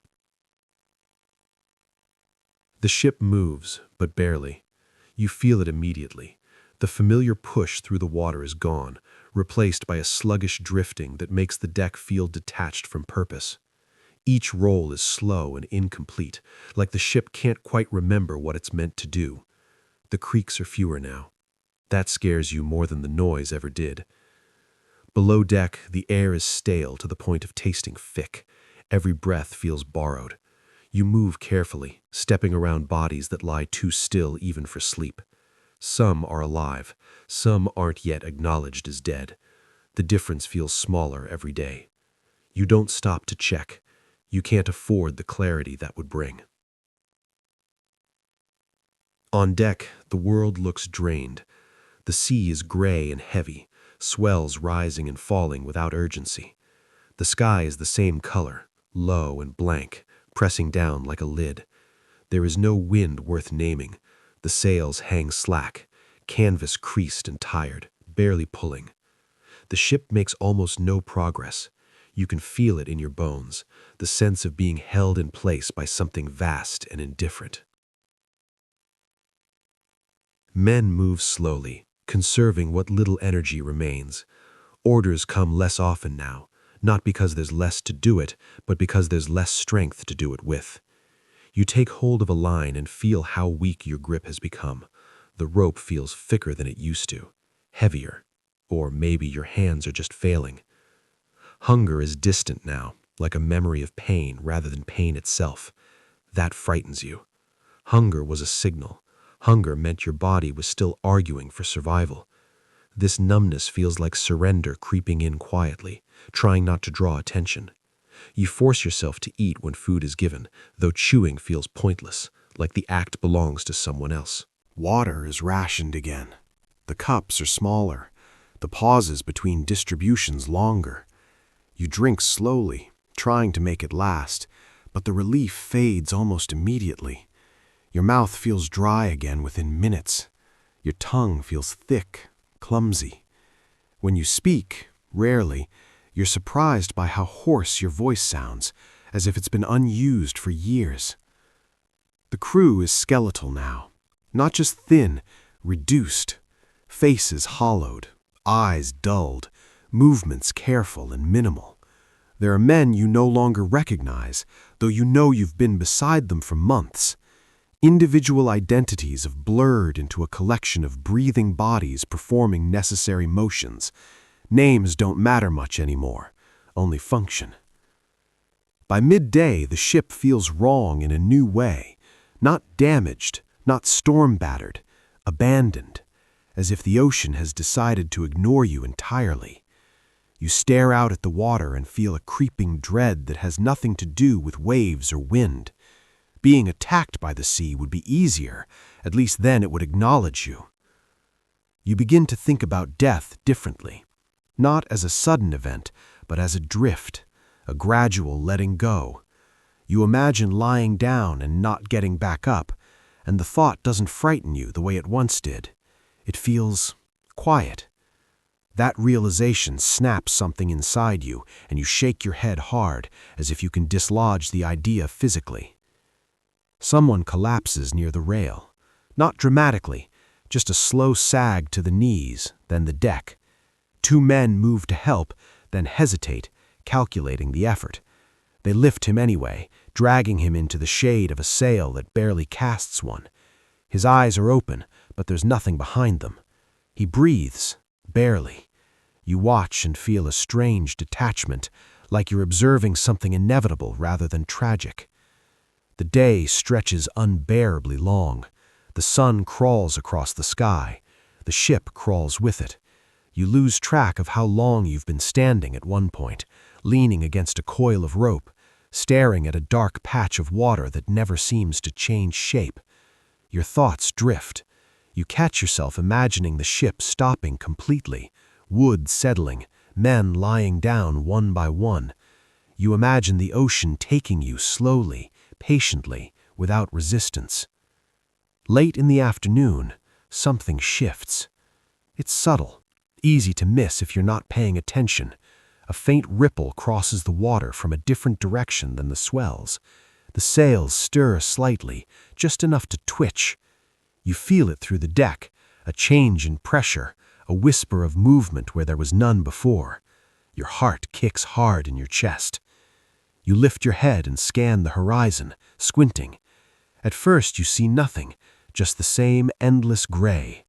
Then, far off, barely distinguishable from cloud and haze, you see a shape. Vertical, wrong for water, too straight, too deliberate. You don't breathe. The shape holds. It doesn't dissolve like the others. It doesn't shimmer into nothing. It grows clearer by degrees, resolving into lines and angles that don't belong to sea or sky. A mast, sails, a ship. Hope hits you like a physical blow. Your vision blurs instantly, tears rising without warning. Your legs feel weak, and you have to grab the rail to stay upright. Part of you is screaming that it's another illusion, another cruel trick of a starving mind. You wait for it to vanish. It doesn't. Someone else sees it. You know because you hear a sound, not a cheer, not a shout, just a sharp intake of breath from somewhere behind you. Then another. The deck stirs. Heads lift. Fingers point shakily toward the horizon. The word spreads without being spoken. You feel something dangerous rise inside you. Hope mixed with terror. Hope can kill you out here. Hope makes you careless. Hope makes disappointment unbearable. You clamp down on it, forcing yourself to stay still, to watch without reacting. The shape grows larger, slowly, painfully slowly. Minutes feel like hours. The other ship doesn't change course at first. It just exists, undeniable and distant. You imagine it passing by without noticing you. You imagine it vanishing into the haze, leaving you behind to finish dissolving into the sea. Signal flags are brought up with shaking hands. Movements are clumsy. You help where you can, though your arms feel weak and untrustworthy. The flags rise. They hang limply in the thin air, barely stirring. You feel a surge of helpless rage at the lack of wind, at the possibility that you might be seen and still ignored. The waiting is torture. Every second stretches, taut and fragile. You watch the other ship through burning eyes, afraid to blink too long. The men around you stand in silence, bodies leaning forward, as if that alone might pull the ship closer. Then, slowly, unmistakably, you see a response. Movement. A change in heading. A signal of their own. Your knees nearly give out. The sound that comes out of you is not a cheer. It's a broken exhale, half laugh, half sob, dragged out of your chest against your will. Around you, men sag, grip rails, sink to the deck. Some cry openly. Others stare, mouths hanging open, faces blank with shock. No one speaks clearly. Words feel too fragile for what this moment carries. The ship is still far away. Rescue is not guaranteed. The sea is still the sea. But for the first time in months, you are not alone in the middle of it. As the light fades toward evening, the other ship draws closer, slow but steady. You watch it like a lifeline made of wood and canvas. You were afraid to hope fully, afraid of what it would do to you if this were taken away now. You lean against the rail, legs trembling, heart pounding. The horizon no longer feels like a wall. It feels like a door, narrow, heavy, and not yet open, but real. For the first time in a long time, the ocean has blinked, and you are still here to see it. You watch the other ship approach with a focus so intense it hurts. Your eyes burn from staring, but you don't look away. You're afraid that if you break contact, even for a second, it might vanish, like everything else has. The sea remains calm, rolling in slow, heavy swells, as if nothing of consequence is happening. That calm feels wrong. It feels like the ocean is waiting to see what you'll do. The distance closes painfully slowly. The other vessel grows larger by degrees you have to convince yourself are real. You start to pick out details, the angle of its sails, the darker line of its hull. It's not a ghost. It's not a trick of light. It's wood and canvas and men moving with purpose across the same water that has been empty for so long it almost forgot you existed. No one speaks much. The deck is crowded now in a way it hasn't been for weeks, men drawn upward and outward by the same magnetic pull. Some lean on rails, some sit where they stand, legs no longer willing to hold them. You feel your own body shaking, a fine tremor running through your arms and knees that you can't control. It's not cold, it's release, finally finding a crack to escape through. As the ships draw nearer, you hear sounds that don't belong to your world anymore. The distant slap of another hull against water, the faint creak of unfamiliar rigging. These noises feel intrusive, almost offensive, breaking the closed system you've been trapped in for months. You realize how thoroughly you've adapted to isolation, how foreign connection feels now. Signals are exchanged again, clearer this time. You don't understand them, but you don't need to. The other ship adjusts its course deliberately, angling closer. There's no mistaking intent now. They've seen you. They've chosen to come. A strange fear rises in you alongside the relief.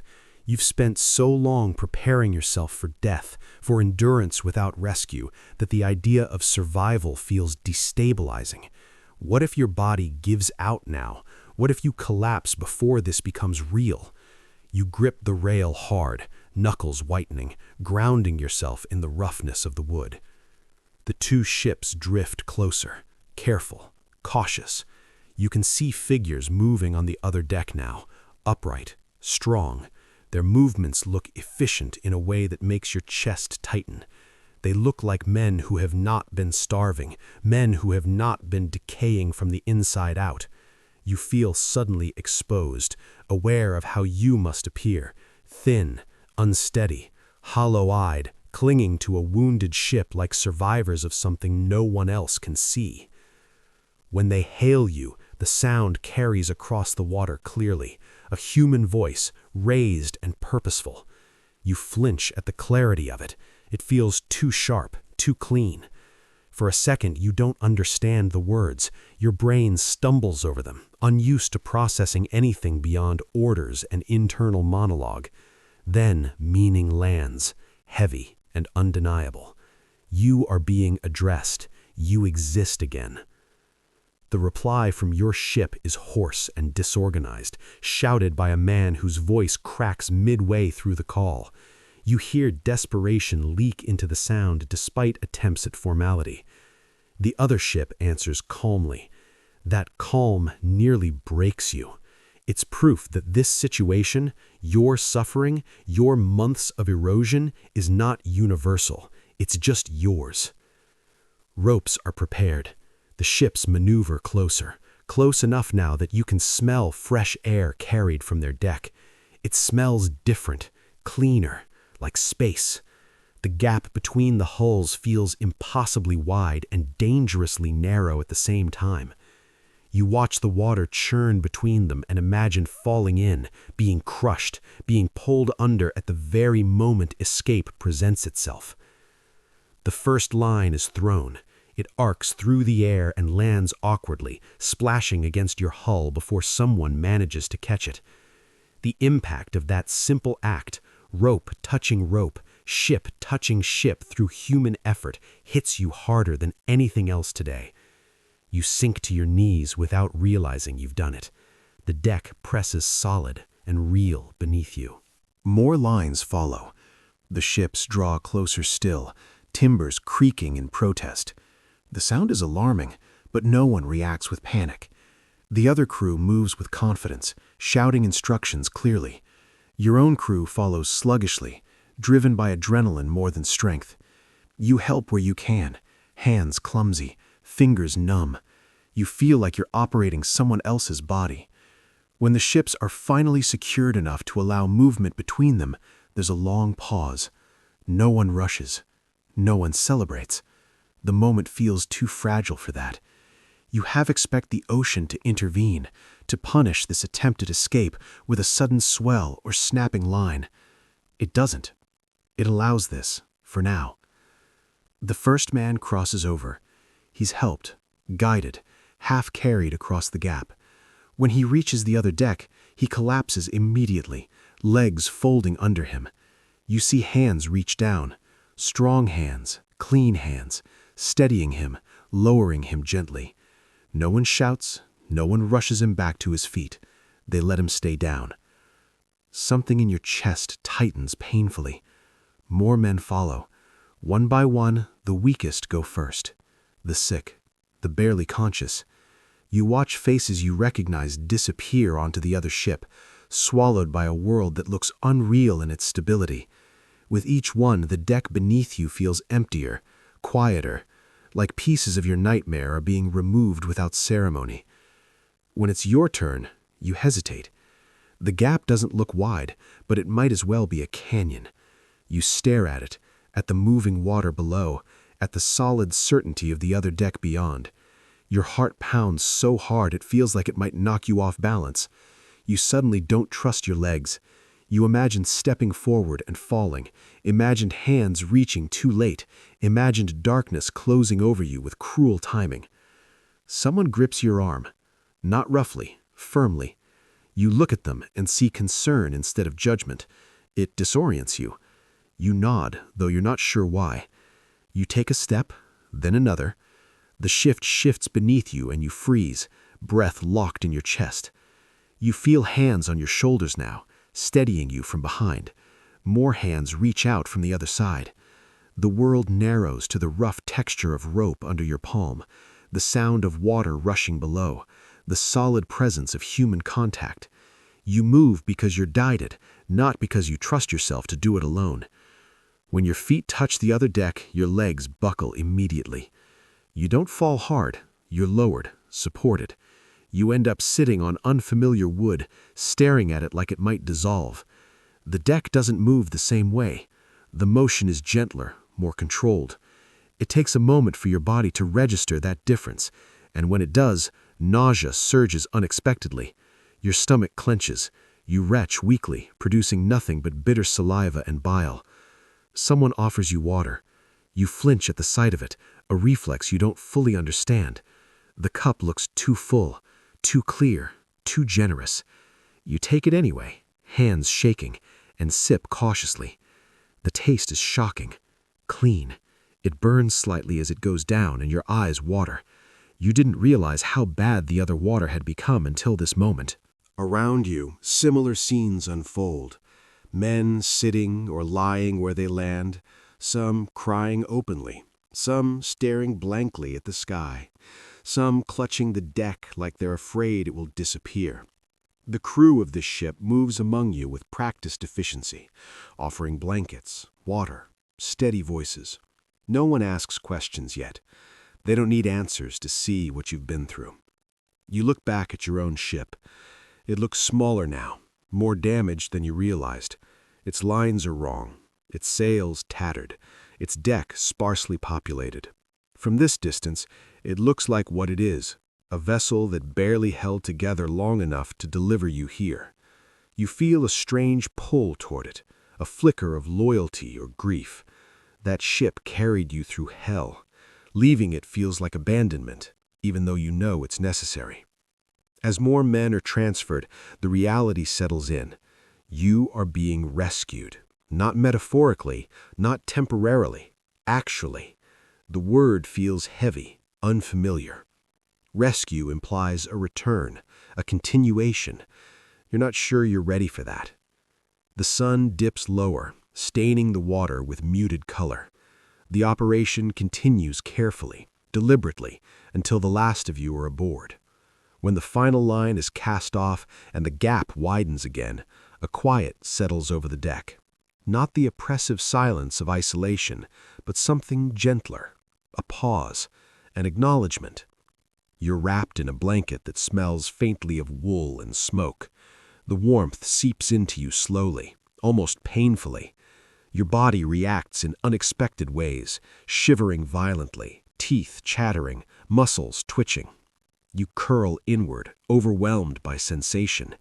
It feels like thawing after a long freeze, nerves firing too fast, too bright. As the rescued ship turns away and your old vessel fades into the distance, you feel something twist inside you. You're not sure if it's relief or loss, maybe both. You watch until it becomes a dark shape against the horizon, then nothing at all. Night falls, and with it comes a new kind of exhaustion, not the grinding fatigue of survival, but a heavy, collapsing weariness that pulls you downward. You're guided below, laid out among others. The space is larger, the air moves, you can feel it against your skin. You close your eyes and expect the usual anxiety, the jolt of panic that comes with lying down. It doesn't arrive. Instead, something else does. A deep, aching sadness. Not for what you lost, that will come later, but for what you endured, for the months of hunger, sickness, fear, and quiet unraveling, for the men who didn't make it, for the parts of yourself that were stripped away piece by piece to ensure survival. You feel it all press in at once, now that you're no longer too busy staying alive to feel it. You breathe, slow and shallow, afraid that if you let go completely, you might fall apart. Around you, others do. Soft sobs, shuddering breaths, whispers into blankets. No one stops them. No one tells them to be strong. Above you, the ship sails on through calm water under a dim sky. You are no longer alone. You are no longer drifting unseen. But as sleep finally begins to claim you, one thought settles in with uncomfortable clarity. Being saved does not mean you are whole again. It just means you survived long enough to carry what comes next. You wake on solid ground, and for a moment you think you're still hallucinating. The first sensation is stillness. No roll, no sway, no subtle correction beneath your bones. The absence of motion is so complete it feels wrong, like a sound that should be there but isn't. Your body waits for the deck to move, and it doesn't. Panic flares, sharp and immediate, and you jerk upright before you can stop yourself. The world tilts anyway, not because the ground is moving, but because you are. You sit there, breathing hard, heart racing, trying to understand why the earth feels unstable when it's supposed to be the one thing that doesn't move. Your legs tremble beneath you, unsure of their purpose. When you place your hand down for balance, you expect wood. You find dirt, gritty, cold, unforgiving. The texture is so unfamiliar it sends a jolt through you. You are not at sea. The air smells wrong, clean but heavy with unfamiliar layers, vegetation, smoke, animals, damp soil. There is no salt sharpness, no rot of trapped water. Your lungs hesitate before accepting it, like they don't trust this new mixture. You take a shallow breath, then another. Each one feels too full, too rich, like drinking after thirst without pacing yourself. Around you, the world is loud in a way you don't recognize. Birds cry from somewhere above, insects buzz, wind moves through leaves, not rigging. The sound makes your skin crawl. It's chaotic, uncontained. At sea, noise had rules. Here, it comes from everywhere at once. You try to stand and nearly fall. Your legs don't understand ground. They brace for movement that never comes, overcorrecting with every shift of weight. Someone reaches out and steadies you, a hand on your arm, firm, real. You flinch anyway, reflex sharp and automatic. Touch has meant danger for too long. The person steps back immediately, palms open, giving you space. The courtesy disorients you. You are led, not carried, not dragged, just guided, slowly, carefully. Each step feels wrong. The ground doesn't yield. It doesn't move with you. It resists. Your knees lock, your feet slap too hard against the surface. You focus on the sensation of it, the way you once focused on rope texture and deck grain, anchoring yourself through physical details so your mind doesn't drift away. You are given water again, fresh, cool. You drink too fast and cough, the liquid burning as it goes down. It tastes like nothing, and that nothing feels overwhelming. You are given food you don't recognize, soft, warm, smelling of life. Your hands shake when you take it. You hesitate, suddenly afraid it will disappear if you bite too hard. When you do eat, your stomach cramps in protest. Pain blooms sharp and fast. You curl slightly, embarrassed, ashamed of how broken your body feels. People speak to you, slowly, clearly. Their words make sense, but they don't land the way they should. You nod because nodding feels safer than answering. You smile once, a reflex that doesn't reach anywhere meaningful. You feel like you're watching yourself from a distance, a hollow shell moving through motions you no longer fully inhabit. The sun feels different on land. It doesn't glare back at you from every surface. It warms instead of assaults. Still, you find yourself squinting, scanning the horizon constantly. Your body keeps checking for water in every direction, waiting for the moment the world opens up and swallows you again. It never does. The fear doesn't leave anyway. As the day passes, exhaustion settles over you in layers.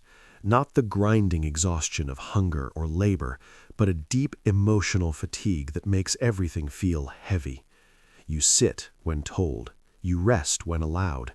You sleep in short, jerking bursts, waking with your heart racing because your body expects to be thrown against a beam or woken by a bell. When you close your eyes, the ship is still there. You feel the roll that isn't happening. You hear rigging that isn't overhead. You smell rot that no longer exists. Each time you realize it's not real, a small wave of panic follows, like grief for something that shouldn't be missed but is. The ship nearly killed you. It also kept you alive. Your mind doesn't know how to let it go. Other survivors are near. You recognize some faces. Others are gone. The absence hits you in quiet moments when you expect to hear a certain cough, a certain footstep, and don't. You feel it then, sharp and sudden, like a knife sliding between ribs. You don't cry. Crying feels like something that requires safety you don't yet trust. At night you lie on ground that doesn't move and listen to silence that isn't silent.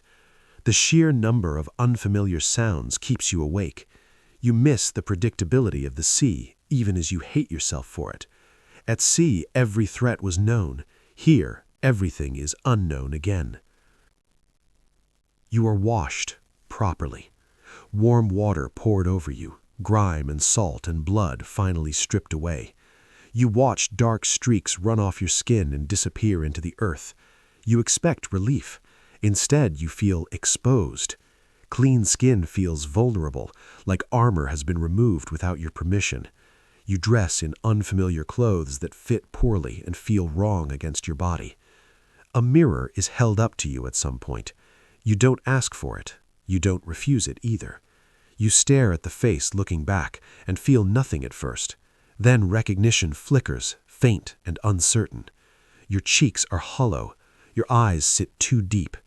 Your skin looks gray, stretched thin over bone. This face has seen things.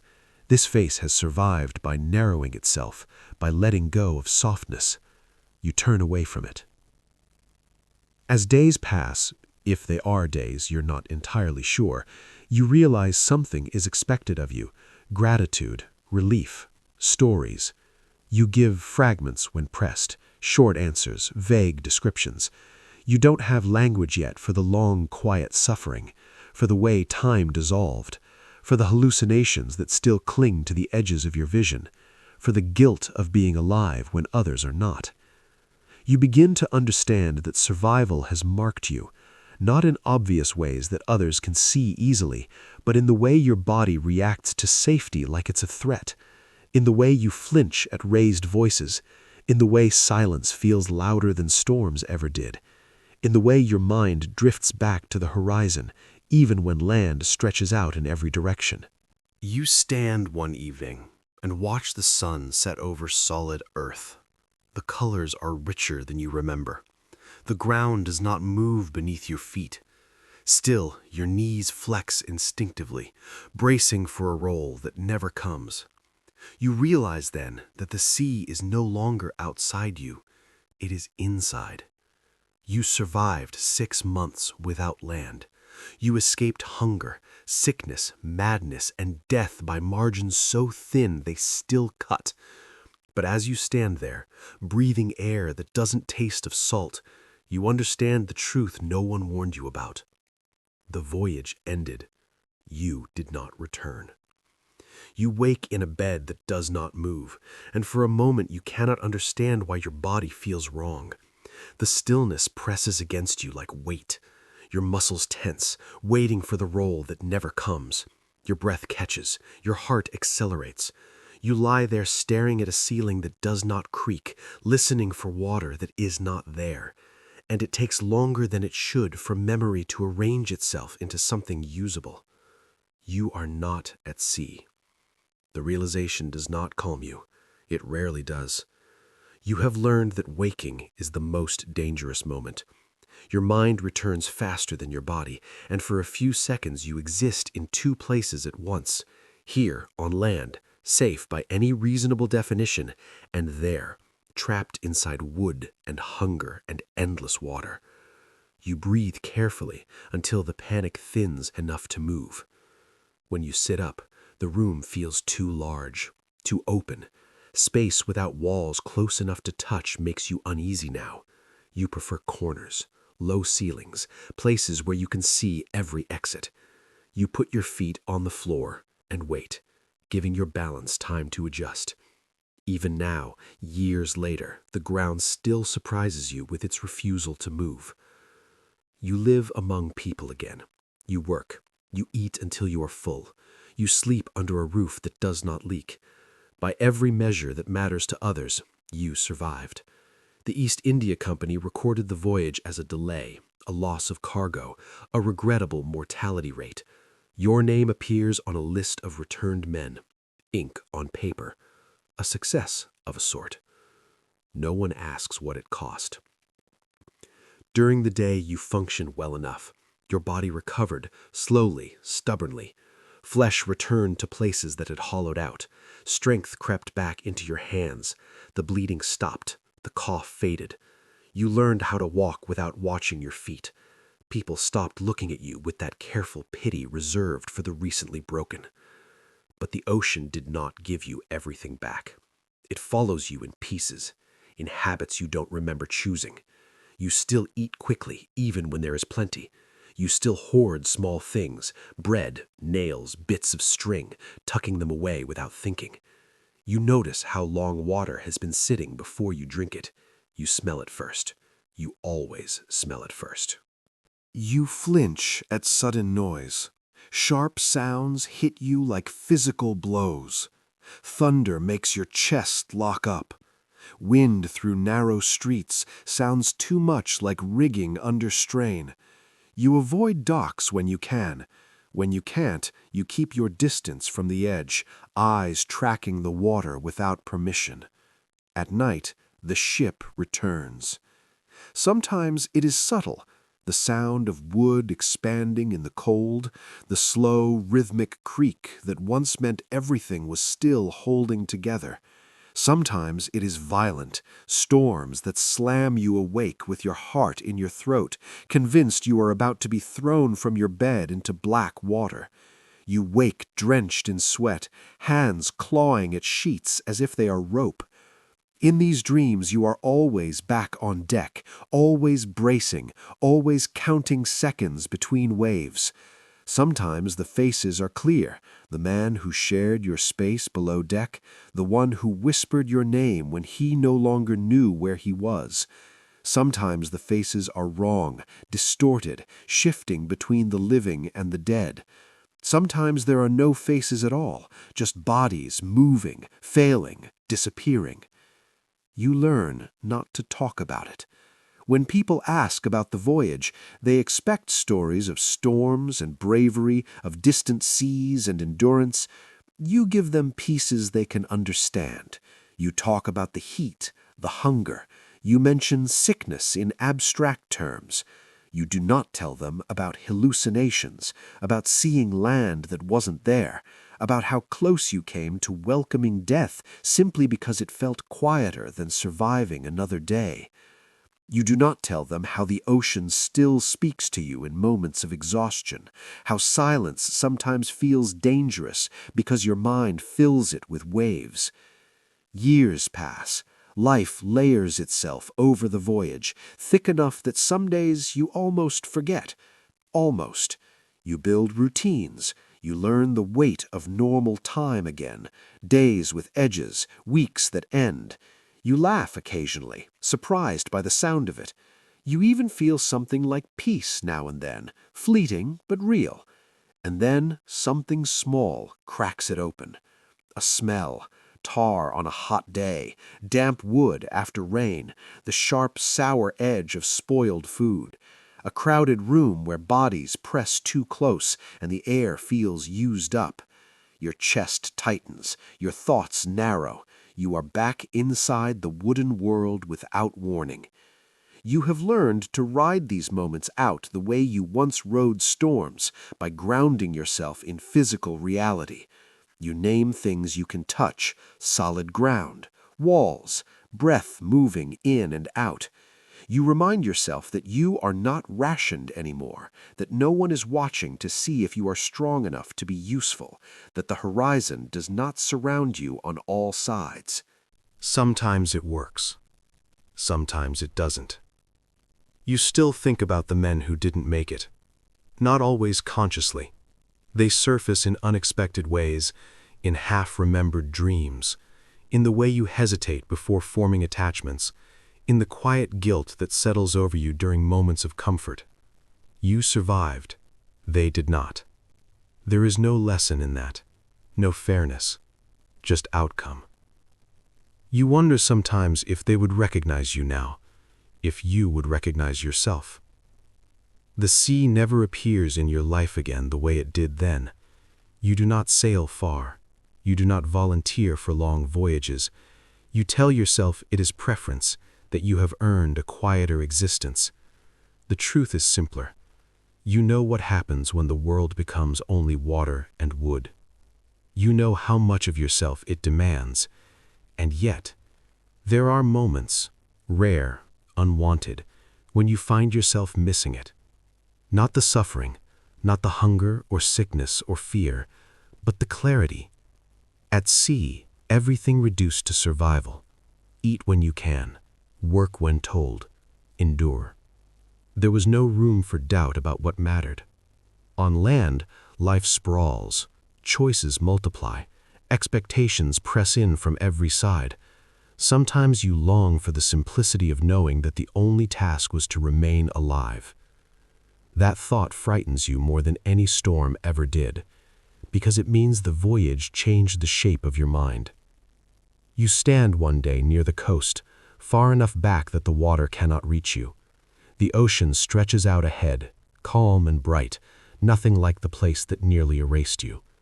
Other people stand nearby, laughing, pointing, living lives untouched by what the sea can do when it decides not to let you leave.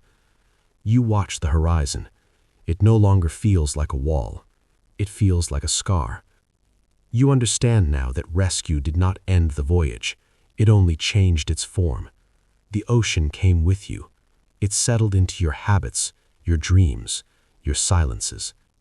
It taught you how thin the line is between endurance and collapse, how easily a human mind can be reshaped by isolation and hunger and time without reference. You survived 6 months without land.